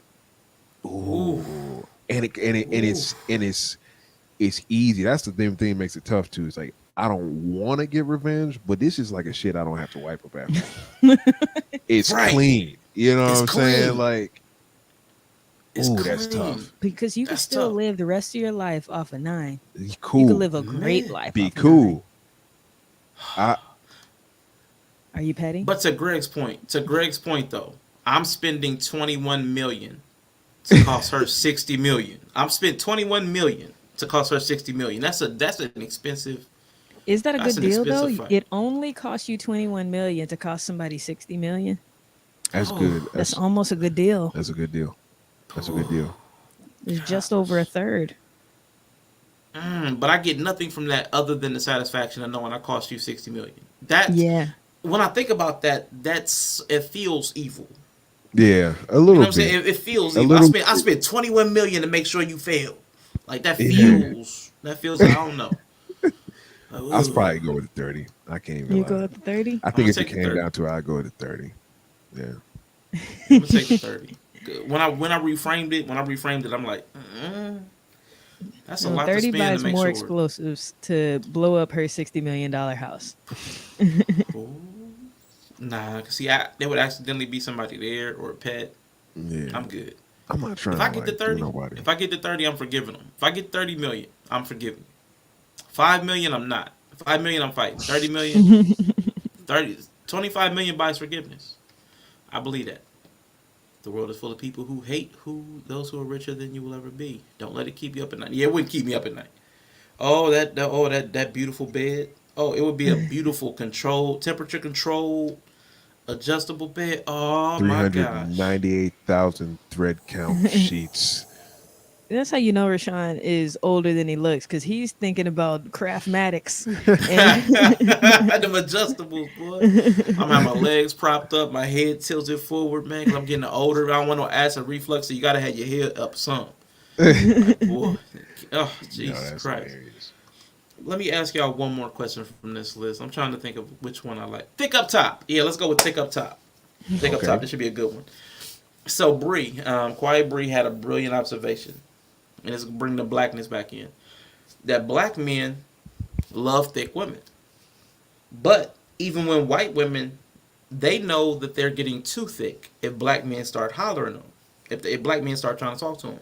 So it's like an indicator. Ooh, I done put on too much weight because a lot of black men are coming around. So we were talking about it, and we came to the conclusion that black men have an inherited attraction to the indicators of poverty in America. Ooh. So we have a class distinguished natural selection. Do you think there is any validity to this? We have developed. I don't know about that. So let me say this. When we saying thick, I think if we're talking about ideals, we're talking about thick with shape. Yeah. We're not talking about amoeba size, right? So I think what's more important to us is the shape than the thickness. So I don't know. But once you start getting into like, because even if you look at like a woman that's thick and like most guys will be like, oh man, she bad, blah, blah. They're kind of insane, unachievable proportions. They're top 1% proportions amongst even black people. You know what I'm saying? Like take an African chick with the crazies. I'm talking about centaur booty, no waist. Black man gonna be losing it. You know what I'm saying? So it's like I don't know if that's it. What I do see with a lot of guys, almost regardless of race, is that big chicks tend to be easier. So you tend to eat what you know how to hunt, and guys are very good at I like this because this is what I can get. They're very good at doing that. So I don't know if that's quite it. All right. Yeah, it's just something to go ahead, Dre. Oh, I think I was just gonna take a Freudian approach. It's like you're going after your mom. Oh you know no! What I mean, I think if you grew up in an area where your mom went to the country club and she did Pilates and she did yoga and she played tennis and she had an active lifestyle, you're more likely going to be looking for a woman that has an active lifestyle that keeps herself, in shape or whatever. It's like if you grew up with a mom that had that, that mac and cheese elbow, that stirring elbow, you're looking for a woman that probably has that stirring elbow. Want that. I'm sorry. I'm not saying like obese or anything, but I think you have more of a tolerance for a bigger woman if your mom was a bigger woman. I don't know, because like show me that guy. How many of those guys want that woman but can get everything else? You get really used to those like super soft hugs. Nah. I mean, but that's what I'm saying. Like for fun time, sure, yeah. Like everyone's, but I'm just saying, like of those, you take the guys that can get what they want. Do they end up picking that? And I don't see that. So I think a lot of it is being happy with what you can get, which I don't think is a bad thing per se. I mean, I think you start to see like a level of realism or just a realistic expectation of life with dudes when it comes to that. It's like it's kind of like this. I think chicken is the best meat in the world. You're like, what? Have you ever had filet mignon? Don't need to. I love chicken. Like that's just how guys tend to be a lot of times. Like it's just that's an easier world to live in. Okay, fair enough. I'll take that one. I can see that. Yeah, like I'm sure there's a word for it, but it's like that familiarity. There's no neighborhood better than my neighborhood. Like everything I'm used to and accustomed to is like the best version of that exists, even if I've never traveled or experienced anything else. Mm. I can see that. Last question I'm gonna ask y'all. This is a couple's question. If y'all feel comfortable, as a couple, Okay. there are dynamics where one person expresses an experience or emotion. Like I didn't like the way you did such. I don't like the way you did such and such. But the partner becomes more emotionally demonstrative and requires the attention. Even they were the recipient of the bad news, but they end up requiring the attention. Have you experienced this, and how did you learn to navigate it? So, like, let's say Renee, you said, Jeray, you really messed up on the podcast today. Now you're the one that's bothered because she messed up on the podcast. She ruined it. She just deleted it without, deleted it accidentally. She did something crazy. I know it was Jeray. I know you wouldn't do anything, Renee. So I know it was Jeray. And you're trying to complain out of your frustration, your negative feeling. But she gets hyped up. She takes that negative feedback and she gets hyped up. She gets demonstrative. She gets emotional. So you end up having to console her, even though you're the one with the grievance. Have y'all encountered that dynamic? Even if not with each other, maybe a parent, something like that. How have y'all navigated that dynamic? Have y'all seen it, and how have y'all dealt with it? I don't really do much consoling. Okay. I you know what I'm saying, when I said what I said, like this wasn't like a two-way conversation. Like if you want to tell me how you feel about it, that's fine. But like I was just saying, so it is what it is. Like just matter of fact. So the opposite exists for me is that like if you start being demonstrative about what I said, I would think that I didn't present it well enough. And I would try to represent that thing. So most likely what would end up happening is I keep it in. I'm beating a dead horse on your end, but I'm like, no, if I rephrase this enough times, you'll feel me. Dre will hit me with this, like I'll literally be like, oh, okay. No, I don't think you're feeling me. Like, no, I heard you. I said, okay, I acknowledge what you said. Like, okay. You can feel, I mean, and Dre knows it's like, I don't even really have a problem with expressing how you feel. My only rule, my only caveat is because I'll give the space to do that. Like, but do not demand a particular response from me. Do not demand a particular response from me. You get your feelings hurt. You will get your feelings hurt. Like I will. It's never going to be a time where you're like, yo, I'm like, oh, okay, let me hear you out. Let me hear you out. Like, yeah, for sure. I do think that's important. Like, I'm not going to not do that. But when it's, here's how I feel. Now I didn't get the response I want. Like now I'm gonna be like, oh, hold on. But yeah, for the most part, like, yeah, if it's something that I'm saying, because just be fair, like I'm not really gonna say something unless one, it's something that can be done about it. Okay. Like I'm not just gonna like out of the blue, I don't like this. It like nah, like it's just like, yo, like this probably, can we next time blah blah blah blah blah. Like I'm not, because if it's something that I just feel, I'm gonna go deal with that myself. That's fair. Like that's not really something to. Yeah, I mean, and Billy, what you said was right. And I am, but it charges to my head and my heart. Charge to my head and my heart. I am trying to tailor my words to how I think you would take it best and what would make you feel best, and that ends up being a bad thing in the long run. But I am trying hard to make this be a thing where we both leave happy. That just is unrealistic. I've learned, like I've thought a lot of time, like there's no such thing as a disagreement. We can always come to like a, an agreement at the end of like every conversation. But like, that's stupid. It's like, Part of the problem is, just like, I don't even know how I feel about stuff in the moment. Like sometimes I can't give you a response. Sometimes I'm not going to respond because I don't want to say something that hurts your feelings. as much as people may not want to believe that. Like there are times where I'm be like, silence is the key right now. I'm not gonna say anything. But a lot of times it's like there'll be times where like I'll have a conversation with somebody and I'll be in traffic and I try to come back and I am replaying the whole thing like daggone NFL replay, like when they do the throw the red flag. Telestrators. You know what I'm saying? And I come up with like I just process it on another level that I know I have a response in that moment that I didn't have 7 days ago when it happened. You know what I mean? So like I'm trying to leave room for that. No, that's wise. That's wisdom. Do you think how long do you think it took for you to get there? Or is that something you think you're out of the home front? Is that something you came with, like to the relationship with, or you developed that inside? Nah, that's a good question. I don't know. Some of the things I think I kind of just had, but as far as the total thing, I don't know. I think that's fairly new, actually, from what I can tell from my end.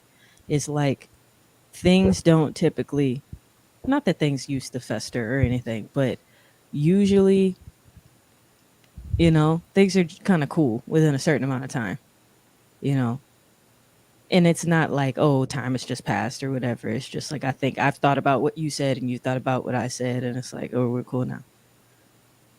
You know what I mean?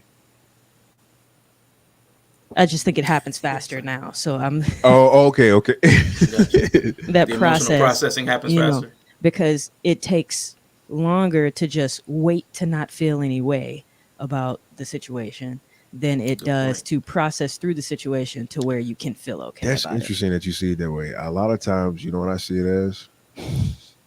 I don't think I want to answer. No, it's not. There's just too many things going on for like. There's just a lot of these things don't really rank high on as high on my list as they will for you. So it's like that happened, and then as soon as that's done, it's like all these 50 million things that I could have been doing during this conversation. How do I get? You know what I'm saying? So it's like, so it's not even like a matter of like I process it faster. It's just like the other things got to get done. Well, you've heard it here first.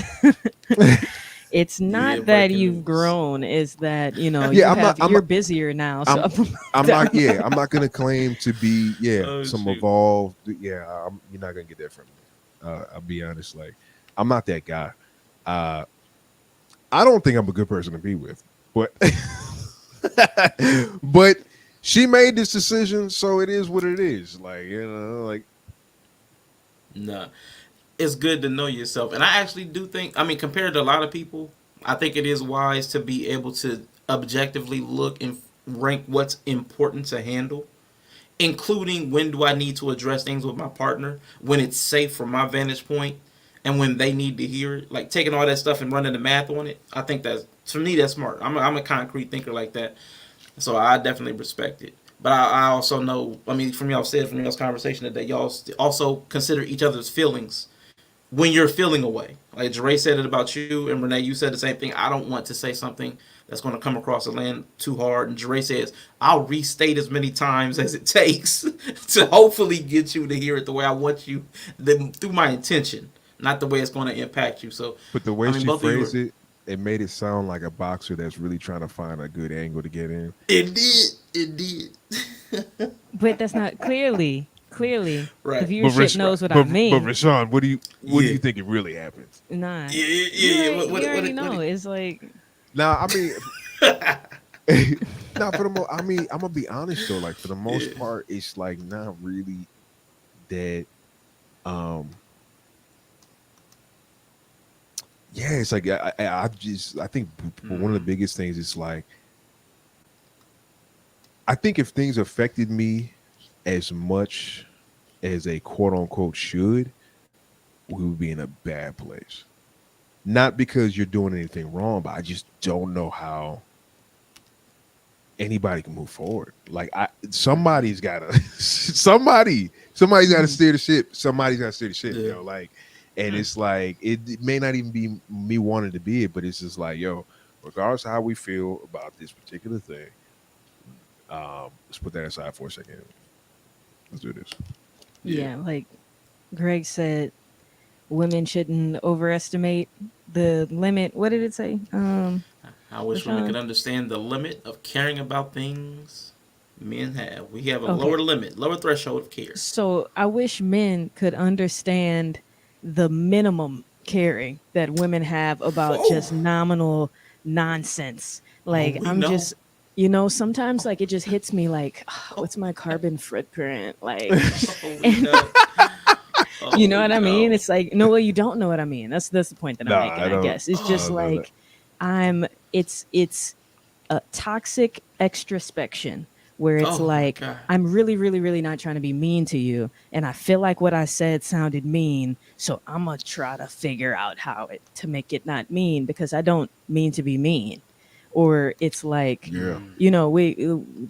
it's And you can imagine how like, and it's crazy because it's like I'll be looking at this like, well, you're wasting my time because I don't care how it sounded. Like I'm more interested in what it Information. is. no, but you're mad at me now. Like, stop being mad. I'm not mad. You seem mad, so I'm gonna treat it like you're mad because When did I say I was mad? You never asked me if I was mad. but it seems like you're mad. So I don't want you to be love it. mad because I don't think I said anything to Hey, y'all, cause you to be mad. I'm going to sleep, y'all. I'm going to sleep. But I think it's just, you ever say something, it's like like you buy a coffee or whatever and they call your name and you go get your coffee and they're like or you get your food and they're like, enjoy your meal, and you're like, you too, and then you're like, fuck, like that'll ruin my day. Like, It'll I ruin think me in a about moment. that. It'll ruin me. I'm like, man, why I say it? But you know what's helped me a lot is I'll just catch myself and be like, why'd I say that? I just say that to the person. I'll be like, thank you, or blah blah. I'm like, I'll try and fix it in the moment. But that's typically how I've always been. Is like I'm pretty unpleasant, I'm pretty prickly to be around. I'm not gonna lie. Like, but you do have the benefit that I burn hot and fast. It's not gonna be this long drawn out thing. It's like I'm probably gonna be like, oh, hey, and it's gonna be uncomfortable in the moment, but it's gonna be dead. Yeah. When it's dead. But I think women are hyper aware, or maybe not hyper aware, but hyper fixate on. What are you looking at? Yeah. I'm scared. Yeah. Speaking of hyperfixation. Like women hyper fixate on how they come across. Yeah, I do Whether understand it's that. their like appearance or like otherwise. So I think that's just the natural thing is like, as maybe it's please like me, but which can be a bad thing or whatever. But at the end of the day, that's a lot of people's goal, So I don't want things to be rough. Like I don't want, especially if that wasn't my goal. If I just want to blow up the spot, then I wouldn't do that. I would just give you my 2 cents and then, drop my mic and go ahead. But typically that's not the case. I'm gonna need time because like at the end of the day, it's like if I'm going back to the thing, it's like, like that is kind of the thing that grounds my replaying of the events. Is like, was she trying to be like, probably not, like trying to be a what? whatever I perceived it as, you know what I'm saying? Okay, like probably not, like, so it's just like, I just take into consideration. But I know that was like a personal vomit, but Nah, but that's good stuff. People, I'm gonna tell you, like, this is just my personal. I have a feeling about people that talk about relationships on the internet. Like we talked about this a little bit earlier. One, most people aren't in them, so they really don't know how these dynamics play in real time. Like they might have some theoretical knowledge, but y'all have the practical understanding. You know what I'm saying? So it comes across different and more informative and relatable to people who are dealing with a relationship when you're hearing people like real time express how the feelings go back and forth and how the words bounce back and forth. So it might sound like vomit, but I think that's 9 times more useful than a lot of what people throw out theoretical stuff. Because the practical, real time, when we're dealing with other life stuff, that's more what it sounds like and more what it feels like. So definitely, man, appreciate that. The world class in the building, man. Appreciate you. World Class was over there. He popped up when I'm unapologetic with Mandrill and Shoo, man, was dropping some gems, man. I was like, I want to clip that out because he was dropping some game on that. So the World Class, man, salute to you. Appreciate you for popping through. As we head out of here, I really do enjoy your platform, your content, y'all's personalities, y'all's dynamic, all of the above. I want you to just give everybody like a, parting words, parting shot, whatever you want to call it.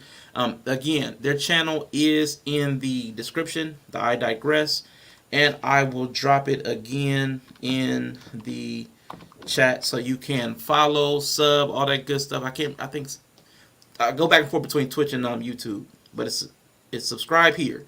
Yeah, so subscribe to their channel, and I will let y'all get some final words in. Oh man, this is a lot of pressure. What are we gonna? Oh, the clock. Let me get the clock. It's dirty. Nah, it's just great to be here on the stream. We're trying, we got so much love and respect for you, bro. Yeah, try not to take ourselves too seriously on these mean internet streets. Yeah, so we shouldn't be giving like life advice in our parting words then. Yeah, I'm like, even like the relationship thing, I was just kind of like, ugh. Okay. Like, why does anybody want to hear what we got going on? That's weird. Give me a random pro tip then. Random pro tip? Random pro tip. In any area.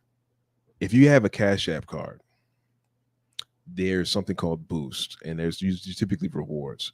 So Starbucks I have like 10% off, and then you use the Starbucks apps, you get 2 points for every time you use an in-app purchase. Like you load up the in-app thing with money, so you load up that in-app from your Cash App card with the 10% off Boost, and you save like $1 for every $10 you spend in that app, and you get the double points for the money being in an app. Pro tip. Okay. Good Starbucks pro tip. Yeah. For me, I think it's when you're baking cookies. Thanks for being on the stream, y'all. We're not gonna do this to you. No. Thanks for being on the stream. This is important. When you're baking cookies, okay, your eggs and butter have to be room temperature. When you're making biscuits, your butter got to be frozen. That's a word. You don't even understand the metaphorical meaning of all of that. You know what I'm saying? So take that take that as you may. I mean, she dropping cookie game. Yeah, she dropping cookie game. Yeah, I'm trying to tell you, their video and audio is so crisp. I be wondering sometimes if they live. People be coming to the chat. Are they live? Because it don't make sense that the audio and video be so precise all the time. Yo, But, that makes me feel amazing because I've been struggling with the audio. Oh man, thank you, bro. Yeah, man, it's always I'm gonna tell you now. Okay, fair. I mean, the first 10 minutes, the audio when I come into the stream, if I go back and hit the replay, the first 10 minutes, I'm like, I don't hear nothing. It's a struggle. Is it me, man? It's a real struggle, bro. After that, and man, every time you gotta know that every time I come to that stream, like I'm gonna kill him this time and fail everyone. Man, trust me. Don't nobody know that more than me. I don't have anything but audio issues. I'm known for it. So man, I'm all the way with it, and I gotta get a mic because my boy Danny did send something on the mic squad, but it's Bro, on everyone else's stream. But Jesus is mighty though. Yeah. SM57, you can get them for as cheap as $80. You can get a cloud lifter for as cheap as $20. That's what these joints are. I don't even know what that is. I'll talk to you after the stream. It's some like audio stuff, but this is like low key industry standard mic. You can use it for anything. It's not podcast looking, but as you can hear, it's pretty clean. Oh yeah, it's super clean, and it's cheap, bro. It's cheap. Relatively speaking, I'm for quality. For quality. For quality. I mean, I got you. I got a $700 mic, which ain't even. It's Got you. SM57 is the best mic ever made. Okay, it's a classic. Most versatile for sure. That's what's up. All right, well, listen, I really appreciate y'all coming. Hopefully, y'all enjoyed. I shouldn't even do this properly. Did y'all enjoy your time here? I've never done this. Always, man. Absolutely. That's what I'm talking about. As long as I found I really enjoy y'all's platform. I enjoy y'all's Discord, Greg, and your audience. Let me say your audience is also like 12th man in football. Your audience is like another part of I Digress. Because the people who rock with y'all are some of the dopest people. So man, I really appreciate y'all for coming through. Real quick, everybody, I will be here tomorrow at 3 p.m. I feel weird about doing this, but I hit 200 subs. It's a very small milestone. Hey, thank you.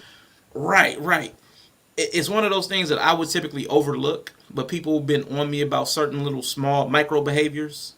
So that's something I do want to acknowledge. So I'm doing a little stream tomorrow. Nothing big planned for it, but show up, talk about it, talk about the journey, like pull up some of my old stuff and maybe look at it and laugh at it. So probably do something like that tomorrow, 3 p.m. Eastern time. Wednesday, 3 p.m. Eastern time will be my last stream of the week, most likely. One thing I do intend to do is talk about a content creator I collabed with before that we had a little thing with. I'm going to talk about that briefly, maybe 20, 30 minutes. And then after that, I want to talk about somebody asked me what my thoughts were on this Pastor Jamal Bryant thing, because he talked about Jesus was 85% out of pocket, or so. It was something I can't remember exactly how he phrased it, but Jesus was 80. The trick is that because he spent most of his time as a carpenter, his job wasn't to be a carpenter, but he spent most of his time as a carpenter. That's the trick to it. But I'm gonna talk about that because somebody asked me to. But I'm gonna find the longer extended clip because the clip people are playing are super like clickbaity. Jesus was out of pocket, and as a pastor saying something like that, Jesus is out of pocket, and that's the end of the clip. Oh, that's gonna sound weird. So I'm gonna talk about that, find the extended clip, and we'll talk about that after what I want to talk about for like the first 20 or 30 minutes. And we can open up the panel because I know it was a panel discussion over there on Let's Talk to Better Black Life with Brother Clarence. So we'll talk about that. Save this in the library. Oh man, that's great. Appreciate that sub from the World Class. That's what's up, man. They're a great couple. I love hearing them. And they got Sebastian in the middle. Sebastian is the silent host of the century. Does everything for the channel. Carries this squad on his back, stream after stream. We wouldn't even know Jeray and Renee if it wasn't for Sebastian. Man, does all the work. But again, I appreciate y'all again for coming. Everybody in the out there in the chat land, appreciate all of y'all for coming. I will see y'all tomorrow or the next time y'all happen to be here. And we have Umar here. Let's do Umar. Peace. Who the fuck are you? Excuse me. I only debate my equals. All others I teach. Need all the hundreds and fifties, let's get it. I'm with the shit, so let's get it. Killing it, leaving nobody no addicts. I feel like I'm Lenny Kravitz.